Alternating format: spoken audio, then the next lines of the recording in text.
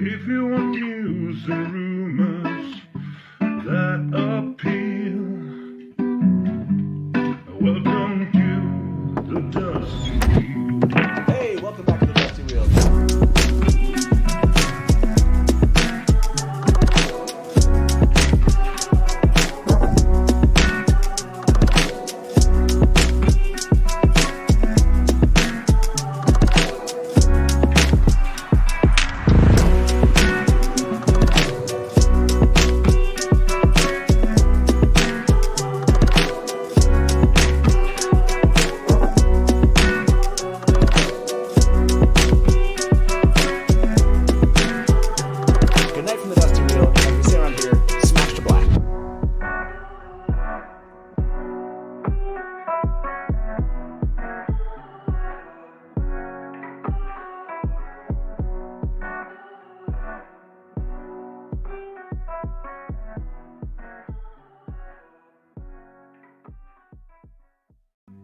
If you want news and rumors that appeal, welcome to the Dusty Wheel. Hey, welcome back to the Dusty Wheel.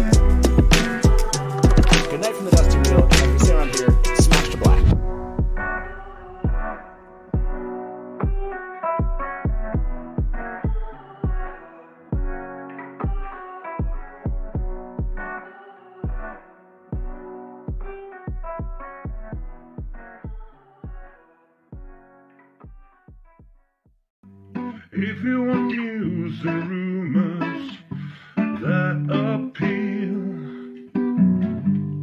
welcome to the Dusty Wheel. Hey, welcome back to the Dusty Wheel. Hey, welcome back to the Dusty Wheel. I'm your host, the Innkeeper, and this is our live call and talk show all about the Wheel of Time. Tonight, we're doing a little pre-show for episode 5 of the Wheel of Time on Amazon Prime.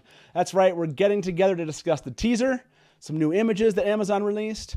We're going to dive into some new and old theories, maybe debunk a few, or talk about how a few might have been debunked.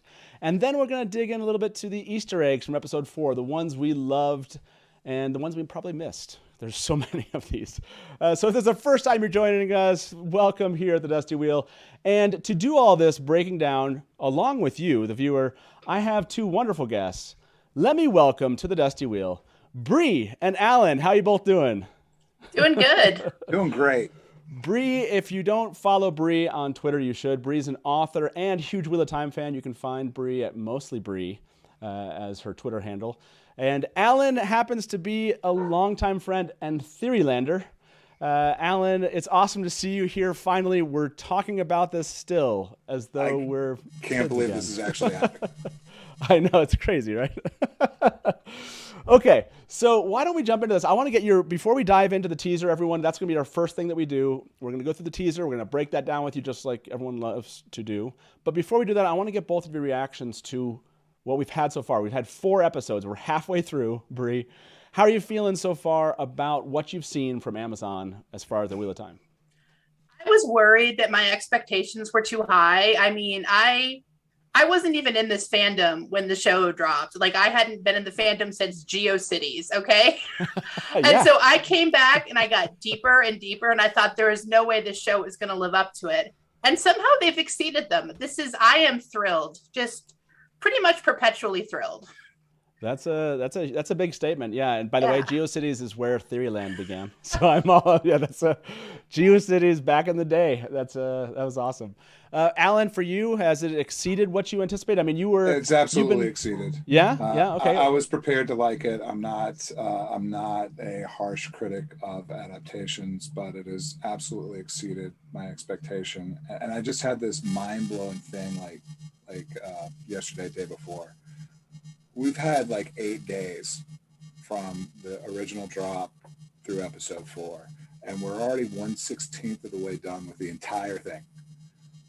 Right? I mean, it's just like, it's so fast. You know, it's like it took 20 years for the books, and like we're already like a substantial part in it. It just started. So it's a roller coaster ride, and I love it. Yeah, I think that's a good way to say it. I think just from a fandom perspective, I've seen this this happens so much. You see a fan and they're like, I've watched into these episodes again, and now I realized I just love it. Like, I had kind of concerns. I still have maybe some concerns, things I don't like, but I'm just in. You're in the ride, and that's how I feel like being in the ride has been a blast so far for me. This is just, I mean, we've been talking about this here at the Dusty Wheel for a long time, for the last, 2 years or so. And just being part of the ride it has been fun and continues to be fun. And I honestly keep on thinking about January.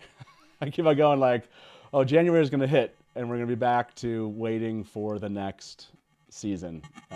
Which, by the way, I saw some reports that Rafe said it could be somewhere in that kind of maybe 18-month range. It's possible.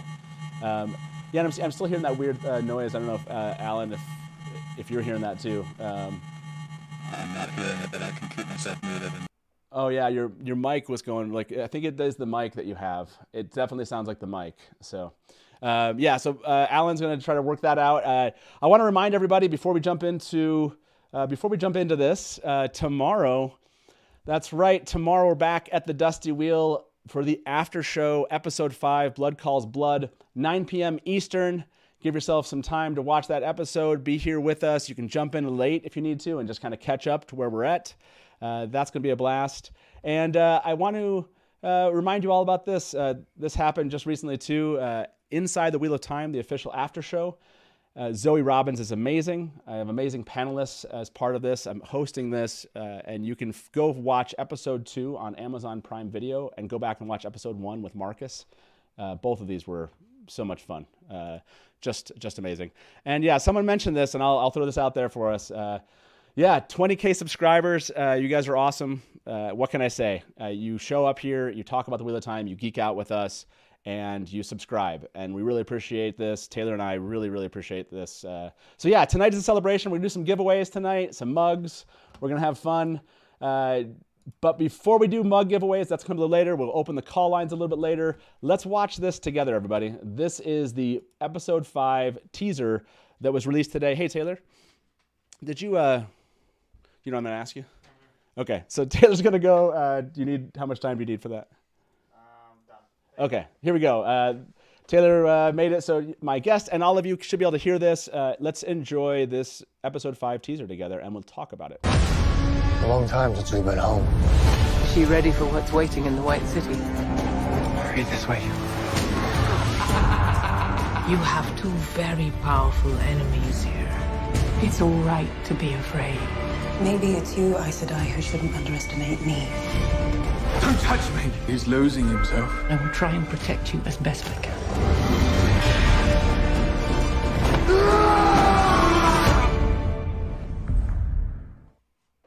Okay, so we have to watch that again, of course.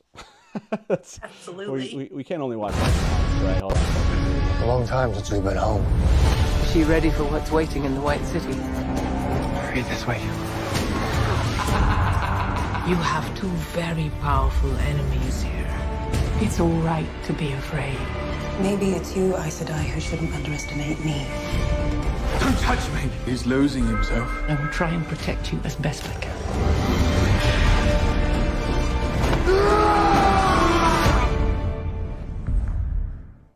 There it is. Okay, so that being said, where do we want to begin here? I'll go to you first, Bree. Is there something when you looked at this trailer that stuck out to you the most you want to break down first?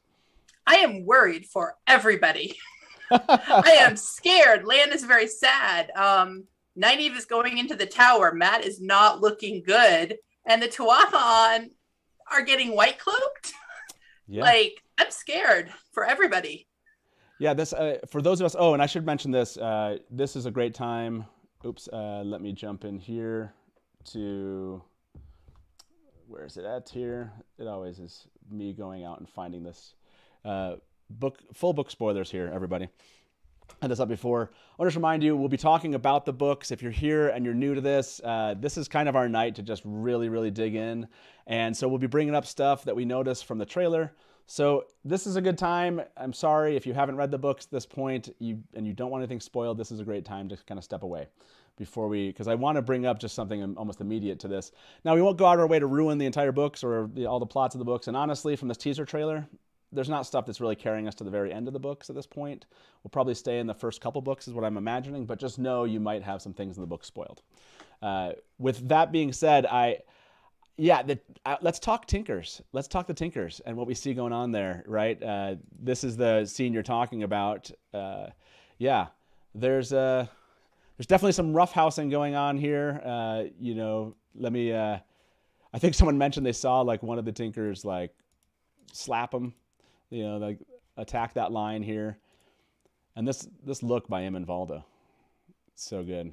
Yeah, it is not hit. Good. Yeah. And then we obviously know, or it looks like we know that the Tinkers, or Perrin and Egwene, we have this image, and I'm going to mix this image in just because it applies to this section.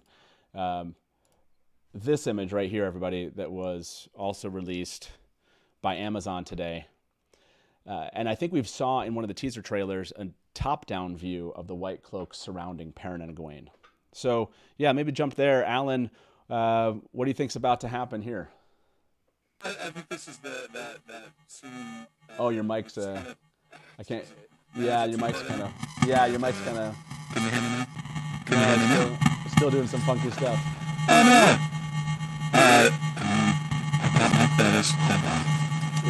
Maybe try muting. I don't know if you can try a different kind of headset with it, and then we can jump back to you once you address the mic there. Can you hear me? Barely, and it still kind of has like a funky audio effect on it. Hey, Taylor. 1 second, everybody. Just addressing some audio issues. That is better right there. Alan, can you hear us or no? I can still hear you. Can you hear me? Okay, that's perfect. Great. Yes, okay. Excellent. Nice job, everybody. All right. you were back. It's good to have a backup. Yeah, that was perfect. Okay. I think this is the parallel in the books to a very pivotal scene where the relationship Perrin has with wolves and the setup for his long-term relationship with Whitecloaks happens.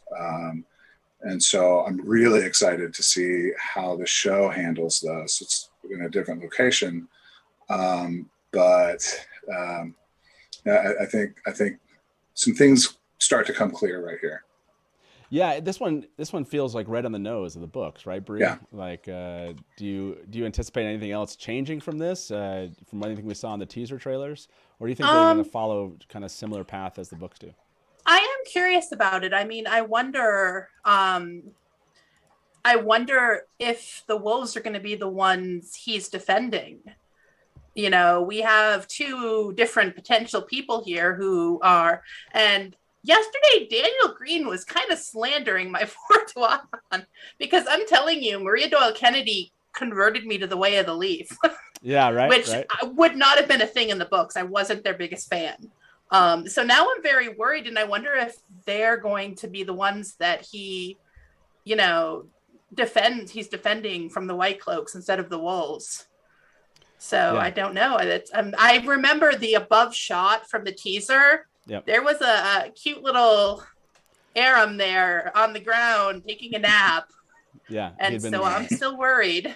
Yeah, and this is an interesting one that came from if you see this on this blade, it looks like there's a blade in Eamon Valda's hand here, and it looks like it has blood on it, right? You have this scene, and then you have him looking at something. So what's your theories here of what Eamon Valda is seeing, and I guess what this scene here is and what's happening? I think that's kind of like you see this shot, what looks like, I think this is I didn't notice here, you can see almost some blood on the rope there. I had just noticed that piece of this, and you definitely. It does look like a woman's hand. Well, and then we have a shot. You have that shot. Yeah, we have the shot. This one, and I'll show you. we have Egwene. If I can find that shot, everybody. There we go. You have this shot, which definitely looks like, obviously, her in the same ropes right here. So what I don't like it. Yeah, right. Yeah, so you have, do you think this is, someone just said I can't get a reflection of the eyes. I know, that's I would like to. And it does seem like if you look at this, you have the arm and you have the kind of the decoration on the arm here that does look like it's Whitecloak decoration here. So yeah, what are your thoughts here? Oh yeah, Watt Fandom just pointed out that Eamon Valda does cut off hands. And which is like really sick when you consider you consider this shot, right? Yeah, that's that's yeah. I'm seeing people like say no Egwene, don't touch Egwene, right? Yeah, I just sobbed it on Twitter. I was like, no, get away from her. I'm concerned. This is scary. I wonder if she's going to do something about it. I wonder. I mean, I still am not entirely sure why he's having such an easy time trapping Aes Sedai, and if there's some reason she might not be able to do anything about it. So, yeah, I keep coming. Go ahead. I keep coming back to that look of fear on his face, and I'm trying to figure out. Certainly, Tuatha An would not make him afraid. I don't think Perrin can scare him. I don't think wolves can scare him. The only thing I can think that would cause that reaction from him, that one, is Egwene just letting loose in a way that he's never been able to see before because she's so much stronger than anyone he would have ever encountered. Oh, interesting. So, look to his left right here. You have someone to his left as he's dropping this. In white. Everybody's in white right now.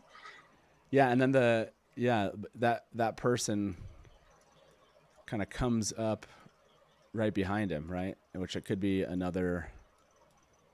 Yeah, this dropping a knife is like really dramatic in the scene. Mm-hmm. Yeah. Okay, so thoughts. I want to get some. Oh, and somebody just said we can hear a growl. Eric just said we can hear a growl here. Let me try to play this again for everybody, and tell me what you hear as we come up to this scene. Here we go. Try and protect you as best I can. Ooh, I see what you're saying. I didn't notice that before. Do you guys hear that? Do you hear that? It kind of almost seems like a sound effect of like a whooshing, but I guess I hadn't thought of it as a growl. Oh, I do hear it. I hear it. Yeah, did you hear that? Did you? Yeah. I definitely heard it. Okay. So from everyone that voted here, just as good as there's expectations. Let's poll that. Do you guys hear a growl here? Yeah, I'm seeing some yeses here. I guess I can go with that. Is that a growl? We'll just ask everybody that. We'll start with a really basic poll today, everybody. So yeah, that's an interesting question of this is, but you just said, Alan, you didn't think that this was like maybe wolf related. That doesn't sound like a wolf growl. That sounds more like a kind of a windy kind of growl. Right? I mean, it sounds like a sound effect rather. It didn't sound like an animal to me. It sounded like wind. I'm seeing Gello said Perrin becomes a wolf berserker of sorts. MR Howley said, is it Perrin? Yeah, that's Hopper. Christine Murphy thinks it is wolves maybe. Looks like he saw a ghost. Hopper to the rescue is what I'm seeing in chat here. Definitely got some fans of the growl channeling perhaps.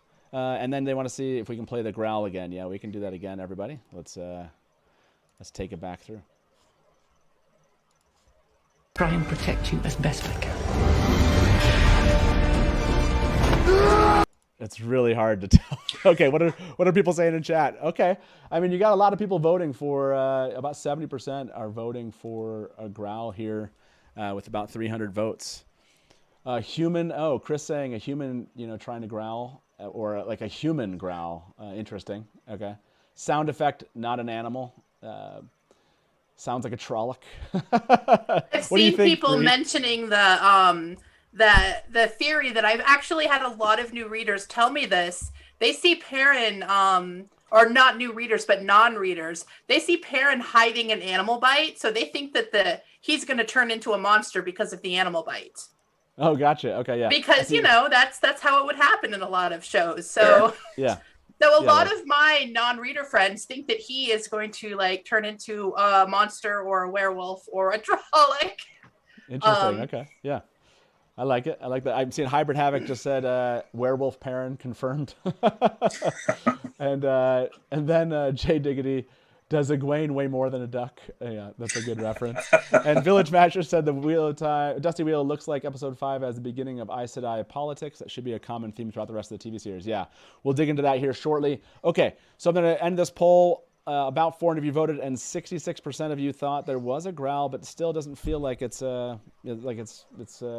confirmed here as far as everyone voting in this poll. So what I want to ask then is, what do we think that he's looking at? I've heard channeling. What is Valda looking at? Is what I kind of want to ask this one. Bree, what are your options? I think channeling, monsters, Perrin, monsters. Perrin was an option, and wolves, I think. Yeah. Okay. Channeling, I think we're going to say, channeling of anyone channeling, basically. Okay. So what is Valda looking at here? That is the question on the table, and then we'll move on to another piece of this. One more time, let's show you what we're talking about here. Something that shocks him so much, he drops his knife, and we don't exactly know why. And he certainly seems to, or Egwene seems to definitely have been put into a chair and now had her like arms or wrists set up as though he's going to cut them off. I don't know. Okay, so what is he looking at? So let's jump on from here, Alan. What's can I say one other thing? Go for it. Yeah. A lot in these trailers, they've been having the words, the text that goes over the picture mean something more if you've read the books. And I just noticed because you had that up there. I'll do anything I can to protect you or something was the text that was over that. And it was Moraine saying it, but Perrin being protective is what this whole scene is about, right? Yeah, that's a good one. That's basically what he's thinking in his head for most of this point of view. This is true. I will try and protect you as best I can, superimposed over this. Nice one. Yeah, I love that. The other thing from the show perspective is they're doing such a good job of keeping the suspense of who the Dragon Reborn is, and Perrin is a candidate. So if Eamon Valda was seeing a male channeler, that would be pretty terrifying too. Yes, that's true. I love it. Okay, I did want to show you one other image. You might have missed this during, and let me get us there. While we do, but it's related to this, I want to hold on. You'll just have to all wait for me while I get us to that spot, and I'm gonna ruin a little bit of this for you. If you go back and watch inside the Wheel of Time, there are a couple of images that come up at the very end, where we're talking about kind of a sneak peek, and this is one of those images. Okay, there it is, and so let me show you this. Here you go. As I'm saying, by the way, these are me saying, has Perrin been taken in by the way of the leaf? If you notice here, you have Perrin, and it looks like Egwene, and you have something white. It's kind of hard to see on the screen there. I can, let me back that off a little bit. Then you have something white in the corner, right? So you have Perrin, it looks like he has some kind of rope right around his neck here. So I like that we're getting all sorts of kind of visual potential clues about this, but yeah, this is another one I think for us to take into account of like what's happening here and what is this as far as part of the next episode. So, okay, what I saw here so far, about 400 of you have voted. Wow, okay, wolves have won this out here. I'm going to end this poll. 41% of you went with wolves. Perrin did pick up 33%. Yeah, and people are saying he's got a gag around his neck, is what Lesbian Nerdy said. And then someone brought up noose, gag, lead rope. Yeah, it's an interesting. Again, we can go back to the shot here. But yeah, this one alongside of everything else we've seen, the white does kind of give a hint there of tent looking. If you kind of back out from this image a little bit, you can kind of see what I'm talking about. I see the gag thing too. I think that the white wrapped around it, that looks that I'm seeing that. I don't know. Yeah, they were marched for quite a bit of time in the books. Yeah, hog-tied together and everything. Yeah. This is such a book-esque, right? It has a book-esque feel to it, which it really does. It feels just so on the nose, if you will. So, yeah, I'm seeing people are kind of like jumping in here, and then wolves is the answer everyone gave. Okay, so now Taylor, are you out there? Taylor, I'll have him kind of do something for us. Unfortunately, for those of you that are watching on Facebook and Twitter, this will be your sneak peek into this. Come watch the rest of the show over with us on YouTube. Just type in The Dusty Wheel. We'll be live for the next at least hour. We'll be opening call lines. We'll be diving deep into kind of this teaser, talking about episode 4, just having some fun. So come with us over at the Dusty Wheel on YouTube. And for those of you that are here at the Dusty Wheel on YouTube, I appreciate seeing your comments here. I'm trying to bring them in as we're chatting. Every gag comment is now my favorite thing to read. Luz Jr. just said in chat. Okay, so Alan, I was going to you here for the next item of the teaser. Where would you like to focus?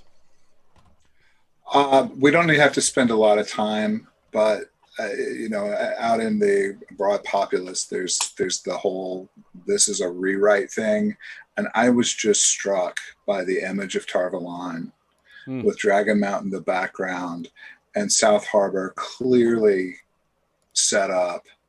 It's so spot on, just that one little image. Yeah. But I think land, the whole land and white thing is the thing that screams. Okay, land and white. Here we go, everybody. I know this is also occasioned many a comment out there. So yeah, let's talk about this moment. Let's replay it just so you have this in your minds. It comes right out of this kind of funeral scene that we've seen from trailers out there. But here we go.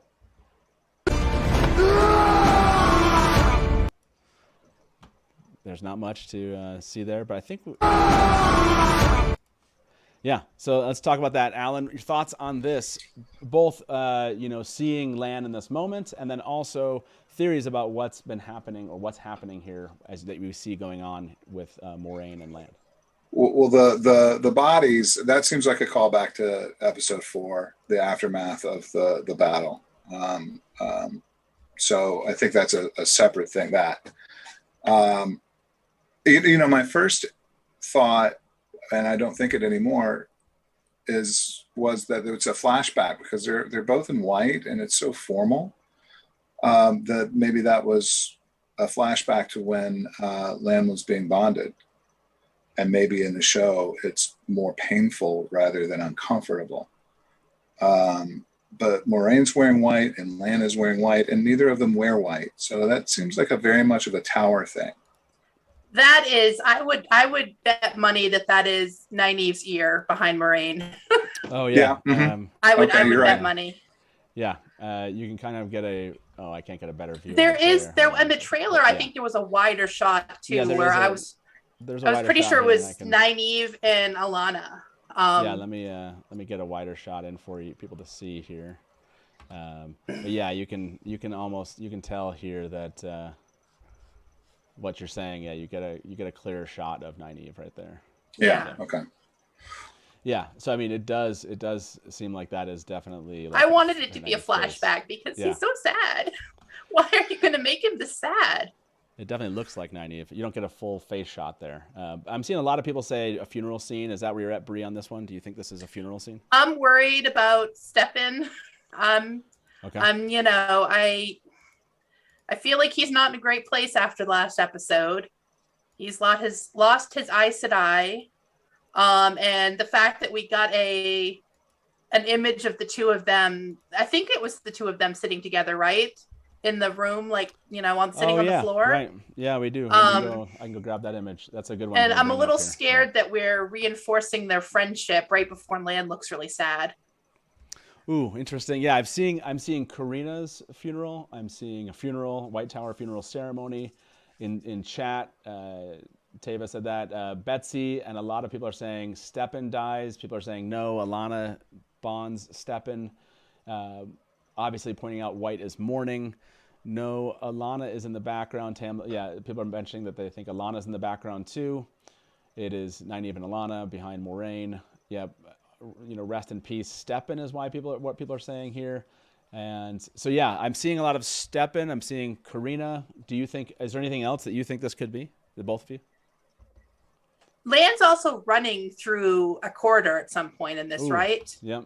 Let's go find that. So I wonder if something bad is going to happen that he can't stop.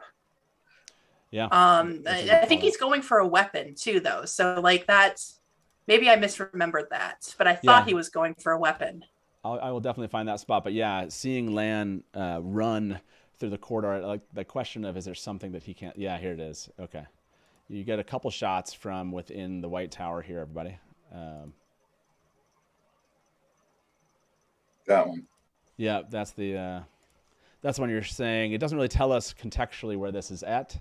There's a weapon missing, I guess, might be the important thing missing. There. Okay. Yeah. So you're saying that these 6, you're saying there's, right here. Gotcha. Yeah, there's that little gap there where I think visually, I don't know why it would matter that there's a weapon missing, but I'm worried. If that's a warder thing, and there's 7 Ajas and 6 swords, and the Reds don't bond warders. Oh, you're saying like maybe that there's a another rationale, and they're kind of playing with us here, leading us. Leading us here a little bit. Yeah. It could just be a warder thing. That just popped into my head. Yeah, and this too, is that Steppin that Nynaeve is handing something to? Oh, yeah. I think it is.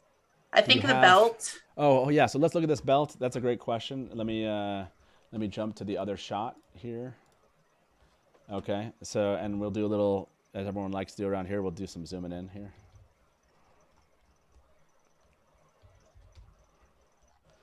That's right. Okay, so you can kind of see his arm band there. You see a belt. Mm-hmm. I'm not sure it looks exactly like that one, but you do get at least the bracers on his arm. Let's take a look at those, and then let's jump back to this scene, if you will. Yeah, I mean, coloring is. I guess even just the color of what he's wearing right here. Are you, Alan? Do you favor this? Do you think this is Steppin? I think that's Steppin. Yeah, because you have this shot again, right? What do you think, everybody? Is this Steppin in both of those scenes? Is this Steppin in both shot? What's that? Oh, someone asked if swords were all there while they were drinking. Did you have that picture up still? Oh, you're talking when you say when they're drinking. Do you mean or when they're like sitting on the floor together? Oh, gotcha. Can we see anything? Oh, that's a good question. Here you go, everybody. I don't see anything. No, I don't think we can see them. I don't see the swords. Yeah, you don't see anything here. But yeah, this is the question on the table. Is this, you mentioned this one, Bree, is this Steppin and Nynaeve right here? Okay. So what do you think that this scene is of, I guess? And we can jump back to... I feel like it's all connected somehow. Steppin's doing something, Lan's running through towers, people are sad. I feel like this is all part of a story that I haven't quite put together yet. Right. I mean, there's definitely some mystery there. When I was watching Lan run through the corridors, and I don't know what the tie-in to the scream, that one, and protecting Nynaeve as best you can. I was wondering if we're hitting a Black Aja reveal a little bit early. Gotcha. You thought, maybe this is Black Aja coming into play? That would be an interesting thing to bring into the show. I would like that to I would like some Black Aja to show up sooner rather than later. It's it's a big thing to kind of bring in, but maybe episode 5 is a reasonable place to put it. I mean, it should come a little bit later, but the timing doesn't 100% match up. Yeah. I can see that too, though. I think that it's another interesting moment in this teaser is Alana telling Moiraine she has 2 enemies, 2 big or powerful enemies. And so, I mean, I'm assuming we're supposed to think one is Liandrin. They show her. Yeah. But I was wondering who the other one is. I mean, are we supposed to think it's Swan? Is the Armelin that mad? Or well, they played that game, Moiraine and Siuan, in the books where they played cold and icy and antagonistic. Mm-hmm. And I think, if I remember correctly, it's been a while since my last reread, at least a year. I think Siuan was genuinely ticked off at Moiraine going off grid. Yeah, that has been the implication. Whether it's still, what's going on in Mom's head, I guess we're gonna have to find out. She might not be happy. So by the way, for those that voted, is this Steppin and Nynaeve? About 80% believe that that's, and I saw a bunch of things here from users, some viewers. I saw, let me jump back to some of the comments. Lucian, is this a weed handoff at Valdara misdirection? Jojo B says Nynaeve is all about the herbs. Rampelstiltskin said Nynaeve is the new tower drug dealer. Dawson says, did Nynaeve give Steppin some kind of medicine or poison? Wheel Chazil said she's passing him some sweet Two Rivers whack to back. There's a theme. Yeah, people are saying this doesn't seem or feel like Nynaeve. And Tam Loves Cat says, yes, herbs for calming. Okay, so interesting. Let's go back to this. Then let's answer this question also. I want to kind of jump back to where we were. If you all recall, I know we kind of went through a couple of things. What is this moment here with Lan? So I need some options. I need the options, everybody, for a nice poll. Let's ask fans, and we can move on for this. What is Lan? I think it's fair to call mourning here. What is Lan mourning? I feel like my only theory right now is Steppin is dead. That's the only one I've really got that's solid. Okay. I mean, it might be something else, but that reaction on Lan is so foreign to me. So what could cause this much pain to someone who is typically so stoic? And Steppin, something Malkier, something Nynaeve.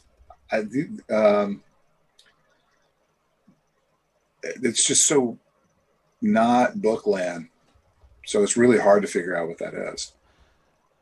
Oh, Christine in the chat said expressing Moraine's grief, which is actually was one of my theories too, that this was something where they're showing that an Aes Sedai crying, being so overwhelmed that she's crying, might be this painful to someone to feel. So I think that whatever's going on, the two of them are probably both sad and enhancing it in each other. Yeah. What is Lan reacting to? I put Karina's death, Steppin's death, another death, or someone put a bonding ceremony. So I'll add that in there. I couldn't come up with another option. Does anyone have a better fourth option before I ask this poll? Moraine's grief?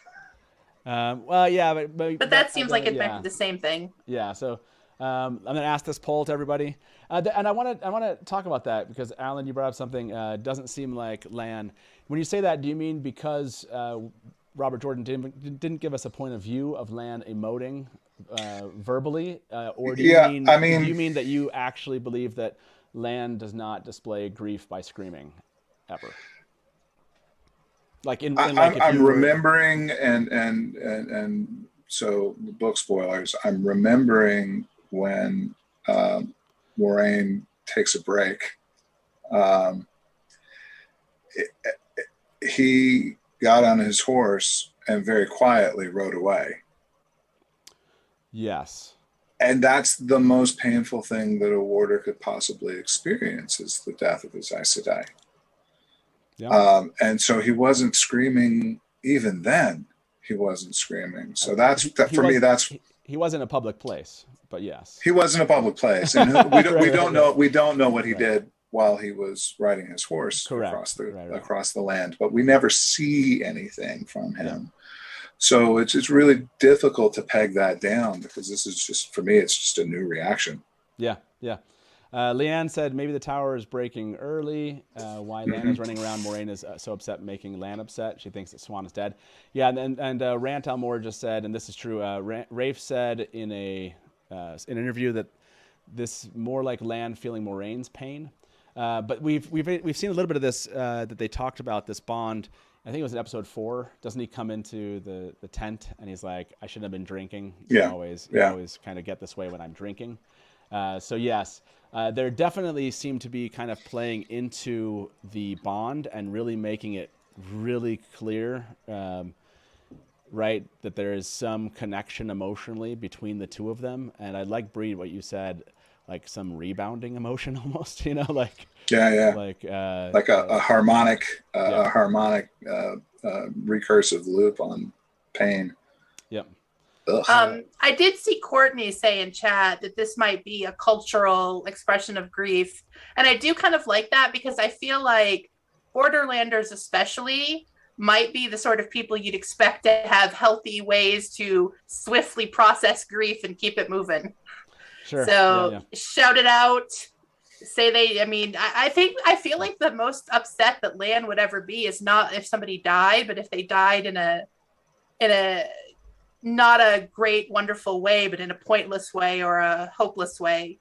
He's pretty hardcore in the books that, you're going to die for a glorious cause and that's cool. But if something goes down that doesn't feel like that it's not a good fight and a good death, I can imagine that's not ideal for him. Yeah, and Jojo B just said if it's Moraine's grief, I'm sure it's more nuanced. The combo of things, maybe multiple deaths, the implications of the kids, etc. Yeah, interesting point. Like, what's the grief they're all feeling? Almost 400 of you voted, and Steppin's death took 52% of this. Karina's death, however you want to pronounce her name. Some people are like, I'm not going to pronounce it the way they do in the show. I love Wheel of Time fans. Pronunciation's an issue or a thing. Another death, 16%, and 8% think it could be some type of bonding ceremony. Interesting. Okay. And let's see. Hybrid Havoc said Lan only ever wanted to die pointlessly in the Blight. That is very true. But he thought in his head that it was, a noble, pointless death. Yes. That's true. Boy, that wacky kid. Okay. Men. Okay. So, I tend to, and the reason why, Alan, I mentioned the public thing. This seems to be much more private. And so we often don't get a ton of, if you will, we don't get a ton of private emotional moments with Lan, if you will. The ones we do, we see him, when he talks to Nynaeve, it seems like in a private moment, it seems pretty one-on-one invested, one-on-one. That's where I kind of go, like, I just don't feel like we have a complex idea of Lan. We have a very kind of outside looking in look at Lan, just from the way that Robert Jordan kind of drew him out, if you will. So, but yeah, someone mentioned, I think I saw something about Uno swearing, and I think Rafe said, by the way, if you're worried about not getting Wheel of Time swears, he's like, just give him some time, man. Then he brought up Uno or something like that. So, okay. Other things in this teaser before we move on from this teaser, we tackled Lan here. We tackled the Whitecloaks. This is a scene that comes into play, which I think is, we're getting a lot of the madness happening, but I don't know that there's something to be said about this moment. We can kind of play this, which I think is a pretty great moment. Don't touch me! He's losing himself. Yeah, so the don't touch me, he's losing himself. Again, right on the nose of kind of an expectation here on our part as book readers. This is not like anything foreign to us. It's like, oh yeah, this is directly what we'd expect from the books. Anything for you, Bree, as far as kind of Matt's continual descent into, deeper darkness with his connection to the dagger. I mean, I'm worried for him. This is an escalation. He is losing parts of himself, quite literally. It is certain. My nephew is watching with me, and he has not read the books, and he loves Matt, and I am very, very concerned for him and Matt tomorrow. I think this is going to be, I'm wondering if we're looking at an acceleration, and if Matt's going to get some help, or if this is just going to keep getting worse. Yeah. Because it looks like they're in Valon, they're tower adjacent. Nynaeve's there, so is help on the way, right. Or right? We get this shot, right? We get this shot of Matt and Rand. We also get this shot of Logain, and you have obviously Maxim here, one of Alana's warders. We know they're going back to Tar Valon. I think you actually can see Alana almost behind Logain. That's what I would. I'm gonna guess that's who we see. I feel like you can get some green there. Look at that look. Such a good look. Yeah. Oh, interesting. Is this? I didn't think about this. You know how you saw behind the cage before was Karina and Alana, but this red suggests, and the blonde hair. Yeah, this suggests that this is Liandrin right there, right? So. Which is very showy if they're still sitting back there like they have anything to do. They sort of took care of that. It's a little maybe pretending they didn't do the job already. But this feels like another thing we almost expect from the books, right? Like paraded through a street, Yeah, it seems like, and I'm a little bummed about it, that they've skipped Whitebridge, and now it seems like they're skipping Camelin. And I have pet theories as to why. And they're just doing all that Camelin stuff now in Tar Valon, because Matt and Rand make it to Tar Valon. I think we can guess the crazy look on Logain's face and the maniacal laughter. That's kind of straight out of the book right there. Boom. Even from the POV. And I'm a little bit bummed because I really want to see Whitebridge. I want to see what they do with Whitebridge, the Whitebridge. Yeah. And I thought we were going to get to see that. They gave us another, view sitting on a, maybe, I don't know if it's as precarious as what it's explained in the books, but it's interesting. You do have, they're balanced on it. You have Matt and Rand in this moment, right? And people are pointing out the boots. Yeah, we'll have to focus on the boots, everybody. I'll give you a boot moment. Look at those boots, everybody. Look at those boots. There's Matt. Those are some walking boots, man. He made a trip, didn't he? I want a pair. Boots worthy of a epic speech. Yeah, I love the comment from Hugh in chat. Hugh said, "Be careful of walls, Rand." I do like that Logain is looking at both of them. I think that whatever laughter he has is directed at both of them this time. So I guess the mystery continues. Mm-hmm. Yeah, and that's what I was going to say. Like, there's even a better shot of this. I thought was it in the trailer? Is that where it's at? It's the one that I used to kind of cover this thumbnail. I think I'm going to find it, but you get a good... Oh, there it is. Yeah, there we go. Let's see if I can show this. Yeah. I love his... I think this is one of the teaser trailers before, but just the... this is, like, brilliant. The laughter moment, the cage, seeing them up there, right? Just... Again, like, this one, there's so many things. I mean, I know, Alan, you pointed out, like, it's not happening in Camelin, but it is happening. It's right? The same thing. It is happening. Yeah. And it's straight out of the book. Though I think that imagining his emotions in there, I mean, in the books, he hadn't been gentled yet, but we just watched him humbled, watched him lose faith in himself. He thinks he knows who the dragon is because he thinks he just saw her. And now he sees these two goofballs. So I really wonder what's going on in his head. Yeah, that's true. Oh, yeah, that's right. He well, this is the question of what did he see and what was he saying to Nynaeve? I know a lot of people are like, well, that he didn't necessarily see... Was it a talent thing? Was he seeing actual Taviran, or was he just seeing the after effects, the light of the channeling, and so he was like, whoa, this is, you know, this person is a raging sun because of that. I love how they leave that kind of, even for us book fans, like we don't know the answer to that. I love that. But I would want to point this out, and I want to ask this question to everybody. Where's the second cage come from? I saw this question show up. Like, doesn't he doesn't wear the cage. I wonder, it's like, do they have just like 2 cages in case, like, just in case. I mean, maybe this has happened before cage. where like, like a shield has been broken or something and they've melted a cage and they're like, you always got to bring 2 cages with you. So, yeah. Well, in case they picked up another dragon on the way back home, I guess. Yeah. That's right. You know. Ben Powell just said cages are us. Yeah, exactly. They just ordered another one. They Sadar'd it. Yes. Oh, that's right. They built the cage back up. Amazon Prime. Amazon Prime. They found a random curly-haired blacksmith on the way and had contracted the work. I like it. This comment just came in. Let me. They said, with the oath rod scene from the trailer, Land screams there. Could Moraine release the oaths and the bond and then re-swear and would have to bond Land again? Doesn't seem likely, but what if? Yeah, this is like what's happening. I know some people mentioned that might be a ceremony of bonding. You know, did it somehow? Yeah, what an interesting question. Well, I guess we can find out in less than 24 hours, which is nice. We don't have to wait that long. Okay. I love everyone. Nicolas Cage. Yeah, I think Amazon Prime Amazon Prime is a great answer. I love this. I saw this online today. I have to say this. I did not notice this. I wish I could remember who mentioned this, but yes. Arms folded. Arms folded beneath her. And in the last episode, she definitely smoothed her skirts. Yeah, you're getting some Robert Jordan. That's waiting on a braid tug. That's exactly. That's a. Oh, I think we got a braid tug. Didn't we get one like in like the first episode? I thought we did.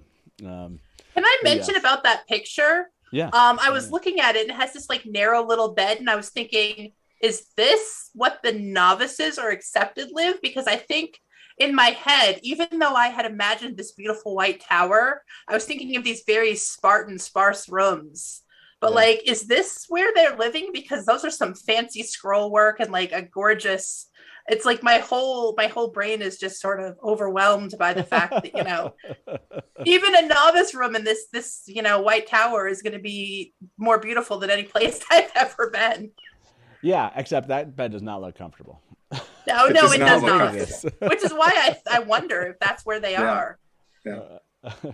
Yeah. This conversation is like.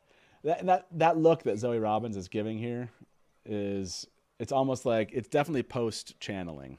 It's definitely like in the White Tower, after she's clearly channeled, and yeah, like you said, maybe this is in the novice area or something, and not where she thought she'd be at this point. So, again, just another beat that was maybe brought forward, from later on that we see in book 2, but I love it. Yeah.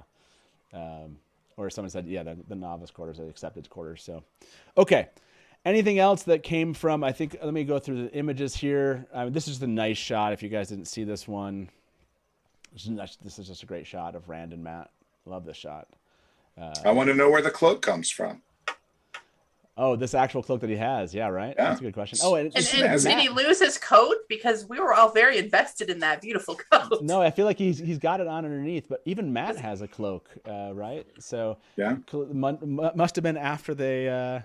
We don't see these before. We don't see these at the Grinwells, so it must have happened. Must have happened afterwards. So, yeah, that's a great shot here. This is a good one too. Just. God, he's a dick. Sorry, he's such a jerk. Yeah, there's stuff's about to go down right here. That's for sure. Oh no. Look at the linked arms and the total hippie thing. Oh, it's great. Yeah, it's all like Woodstock. Right. Which I was not around for. Oh, and this is a good shot too. Look at that shot. Mm-hmm. And great question from Ben. We'll have to ask that here shortly in chat. Yeah, this shot with we're definitely, you saw Liandrin likely on the wagon bringing in Logain. You have the shot of her here with Moraine. I thought we'd get another shot in the trailer with her. 1 second, let me see if I can go find. Let's watch the trailer again. We should just do it. Let's do it. Yeah, why not? Here we go, everybody. Enjoy this. A long time since we've been home. Is she ready for what's waiting in the White City? Read this way. You have two very powerful enemies here. It's all right to be afraid. Maybe it's you, Aes Sedai, who shouldn't underestimate me. Don't touch me! He's losing himself. I will try and protect you as best I can.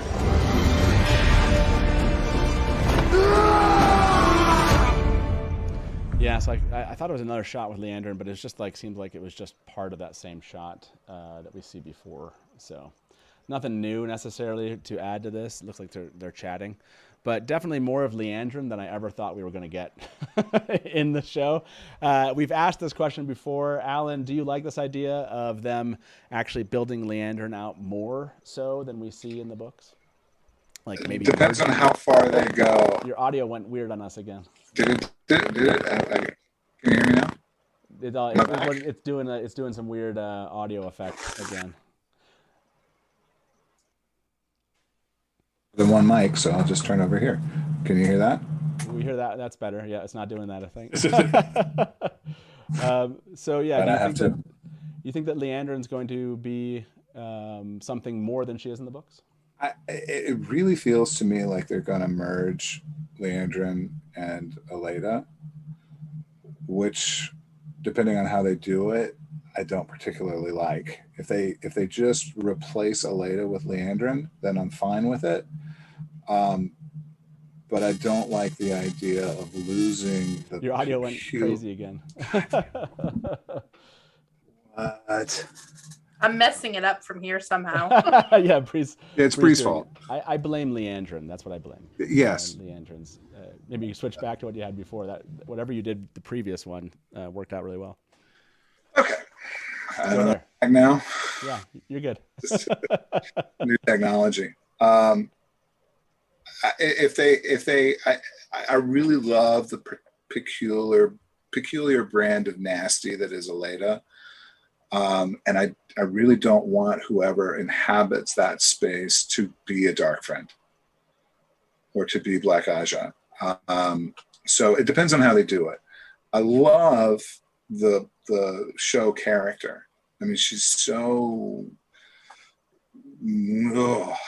she's tough. I mean, in a way that book Liandrin, she's never that tough. She's just nasty. But show Liandrin she's got some backbone and she's got some really intimidating characteristics, and she's got a brain. And I never really felt like book Liandrin had much of a brain going on. She just kind of one move that worked, and everything else she just kind of is there.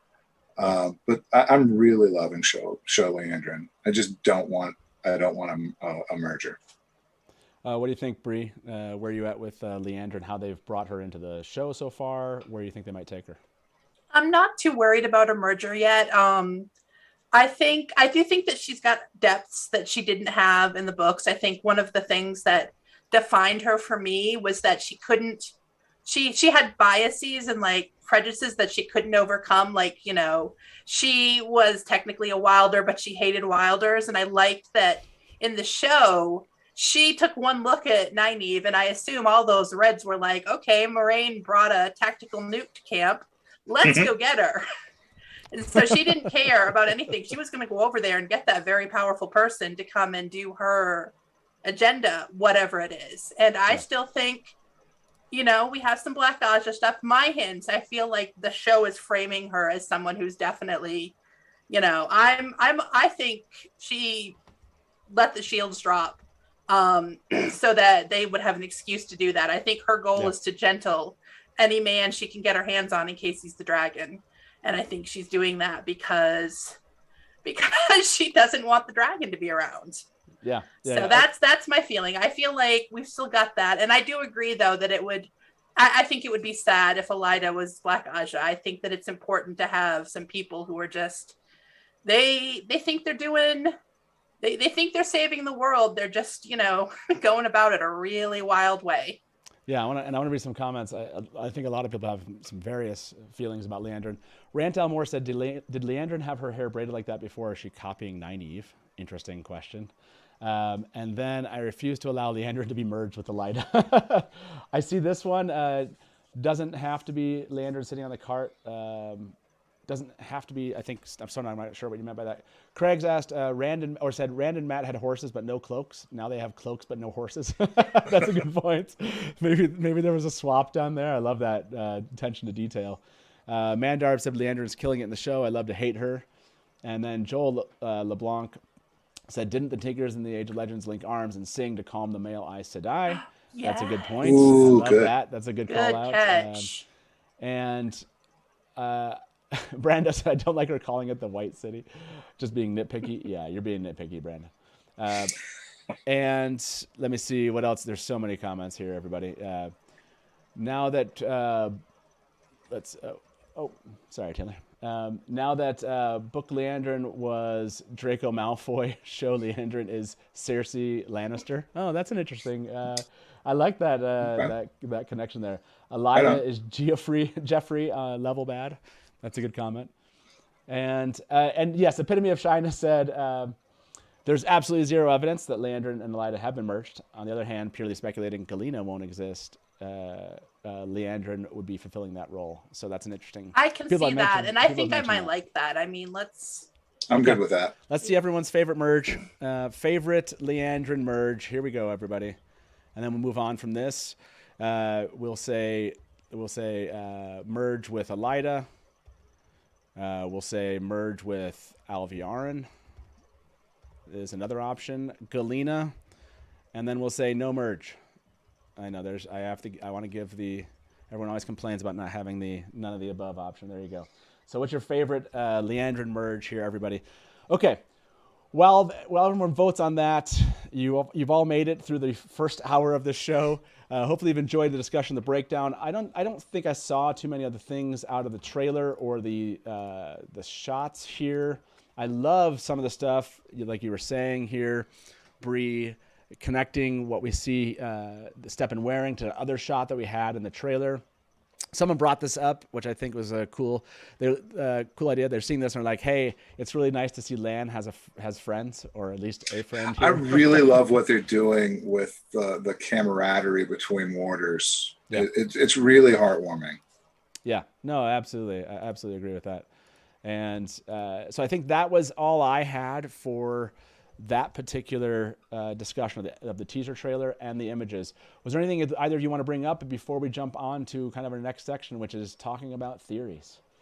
I think I'm ready. You ready? You ready for that? Okay, before we do that, like I said, I want to remind everybody, we are going to do theories. We're going to open up the call lines here, and let me do that too. So let me, like I said, this is live call and talk show, and if I can, there it is. We'll throw the call-in line up. You can give us a call, 1-313-825-5968, 1-313-825-5968, or TalkWatt. You can give us a call if you have a comment about the episode 5. If you want to bring in a comment about episode 4, you certainly can. We're going to talk about theories here shortly, and we have a question in chat right now. Jump into chat. If you're not logged into YouTube, do that. And we'll probably do a giveaway. And I want to remind everybody in chat, don't put raffle stuff in chat until we tell you the giveaway has begun, or otherwise the mods will probably kick you. Make the mods' life easy for those of you that are here in chat with us. Don't put raffle into chat until it begins. And it's not going to begin for another half an hour, and we'll tell you when it does. But if you want to be part of the raffle, we'll be giving away a couple mugs tonight, because we always give a mug away on Wednesday evenings, and it's the 20K tonight. So we hit 20K, so I'm going to give away at least another mug or two. So be ready for that. What's that on the box on the wall? I don't know who they're talking to. Oh, in the trailer, Moraine opens the door on the wall. Oh, okay. Yeah. We can. And I have not been able to see anything in it, so I have no idea. I love it. Okay, so let's go tackle that. Dragonheart just said, one of my complaints is they talk about the link between Aes Sedai and Warders, but the whole time that Moraine is in pain, Lan seems fine the whole time. Oh, sure. Like, in other words, I think you're suggesting, like, we're not seeing it all the time, but that would make sense to me, that it's something that you can maybe control at some point and don't at other. I think they made that explicit when Nynaeve told him this was going to hurt. and the camera focused on him. Yeah. And he, I watched that a couple times to see if there was any reaction. Didn't even and it wince. was pretty stone-faced. Right. So I think as a romance author, I'm going to tell you that right there was this man will let you stab him and he won't blink. That's what that was. I love it. Okay, this is the shot. Interesting, the text that we see superimposed over this. By the way, almost 500 of you voted about the favorite Liandrin merge. Galena is winning, but no merge is the second option there. So you definitely have a number of fans that don't want to see that happen. Okay, I'll show you the spot here. We'll actually play this through. And this is what was brought up before we move on from this. This will be our last topic in the trailer. Here you go. It's all right to be afraid. Maybe it's you, Aes Sedai, who should... It's all right to be afraid. What's interesting is it comes right after this, so here you go. Awful enemies here. It's all right to be afraid. Maybe it's... Okay, thoughts of what is going on here? This almost looks like a clock on the wall. Yeah, I cannot tell. It just looks, you can't really tell what's inside of what she's staring at here. Any thoughts, any theories about what this is? Speculation? Alan? This is the place that Moraine stashes her Angrio. I know, that's what I was going to say that too. That's the only thing, but we saw her wrap it up in the cold open and she hasn't been back to the tower yet. I'm going to say it's where she puts her booze because I don't have a better option. So I'm going to say I love it. Okay, Booze. She's sneaking the woos guy. Angriel here. Rajesh said, "What's in the safe?" I love it. Doorway to Narnia. I don't think that's what it is. Snick Week. Why not? 3. Oh, the shoulder pads. Yeah, that she needs a place for those. Okay. Good job, Gwendolyn. Let me end this poll. About 500 of you voted on this one. Galena is everyone's favorite. There you go. Rafe or Wheel of Time on Amazon Prime. If you were wondering what fans here at the Dusty Wheel think would make a good merge, there you go. Galena and Liandrin. Medicine Cabinet, Angriel, Notebooks. Notebooks of potential Dragon Reborn. Let's ask this poll. I love this. What's in the... I don't know what to call it. I can't call it this. We'll call this a box. What's in the box? And I'm seeing Angriel. I like it. Notebook. Kind of like Notebook of Names. What do we see there? Her booze. A dead cat or an alive cat? What's our fourth option? Angriel, Notebook, or yes, Narnia. There you go, everybody. What's in the box? Angriel, Notebook, booze, or Narnia. Those are your options, everybody. And while we wait here for that to be answered, Adam said Moraine was opening up the medicine cabinet to access some of that relaxing Two Rivers herb blend. Yeah, that's a good option. MR Halley, thank you for the tip. 20 for 20. Thank you very much. Is there a part in the trailer you think relates to the title Blood Calls Blood? That's a great question, MR Halley. I love that question. So let's address that. Blood Calls Blood is this episode. Any ideas here, Bree? What does Blood Calls Blood have to do with this episode, at least we've seen teased? I am going to say I saw, and I wish I could remember who tweeted it. Somebody tweeted a screen cap from episode 4 where on the Grinwall's wall behind Matt, it looked like there might be some bloody writing. And so that's the closest thing I have seen to what I remember that being. You know, that's the blood prophecy, right? Oh, got you. So yeah. you think in the Great Hunt. Okay. So you do you think that okay? Because that so that's what it was relates... in the books, but I can't really figure out exactly how I think it's tying in. It somewhat relates to that one. Somewhat relates a little bit to Fane. So you could potentially maybe something to do with Fane, but we don't see anything with the text. It could be Matt's dagger. If he's still following them. Maybe he's going to show up in the White Tower. Maybe this is what happens to, Steppin or something. I don't know. I mean, like Blood Calls Blood would have made a direct reference, right? If like you had the Fade and you had the dagger, that would have made sense in like episode 4 in that race. So it feels weird to kind of tie it again to I don't see how it fits in Tarvalon. Dan Carmo said it's Perrin, man. Wolf blood calling to wolf blood. Okay. Okay. I like that's a good interpretation. I like it. That works for me. Chad Robochow just said, "Wait, did Fane kill the family?" Oh, that's an interesting. Was Fane there? That's a totally separate question. Light Reader the Quiet said, "I think it might relate to Perrin and the wolves." Okay, so we're seeing a lot of Whitecloaks draw blood. Perrin returns the favor. So the Whitecloaks and the wolves is a good kind of call out. Obviously, people are mentioning the prophecy itself, and. I like Stephen Hart. In 10 years, the Stormlight adaptation is going to be lit. Thank you. I agree. The wolves licked Perrin's wound, and his blood, calls to the wolves for help. Tinker's killed by the, Whitecloaks. Then Whitecloaks killed by the wolves. Okay, so people are really tying this into the Whitecloaks and the wolves. I think that's probably will we maybe get a whistle if we've seen a whistle with Fane is concerned. And almost 400 of you voted on this one. What's in the box? And Angreal is what most people are thinking is in the box. Okay. I love it. Blood calls blood. That's a great question. I think that's a really good one to kind of talk about the wolves and Perrin. We do see, right, if a long time ago, this is at least 2 years ago, it feels like, there was a leaked video clip on the internet, and it did show wolves and the Whitecloaks. So we have some notion of that in the fandom that's been following this on a day-to-day basis. Okay. Oh, interesting. Death of a Whitecloak equals Perrin in trouble. That would not be... and of course, Andrew Berenson said this, so I would say it on live here, a Lanfear sighting, because he knew I would mention Lanfear if I saw Lanfear in chat. So thank you, Andrew. Okay. Are they confident enough to put the Tower of Genji in the background of Matt and Rand's journey? Ooh, that would have been I would have loved that if they'd given us, that would be amazing. So we can hope, right? And then we see this from Jonathan. Logain never uses hand gestures when channeling. Theory, will the gestures be an Aes Sedai only thing? It's very possible, just because we know the Aiel talk about it. But we don't know if it's going to be an Aes Sedai only, because, again, it comes down to who taught you. Nynaeve didn't do it. That's true. Yeah. So I think that's going to be interesting to see, too. I'm really interested in what, because I think some of the gestures I wasn't sure I was going to like them, but I actually loved the linking gesture. I thought it was a great visual. Oh, so. Did you like that one? Because I did. I didn't like that one. You didn't like it? No, I didn't like it. I liked it. I liked it.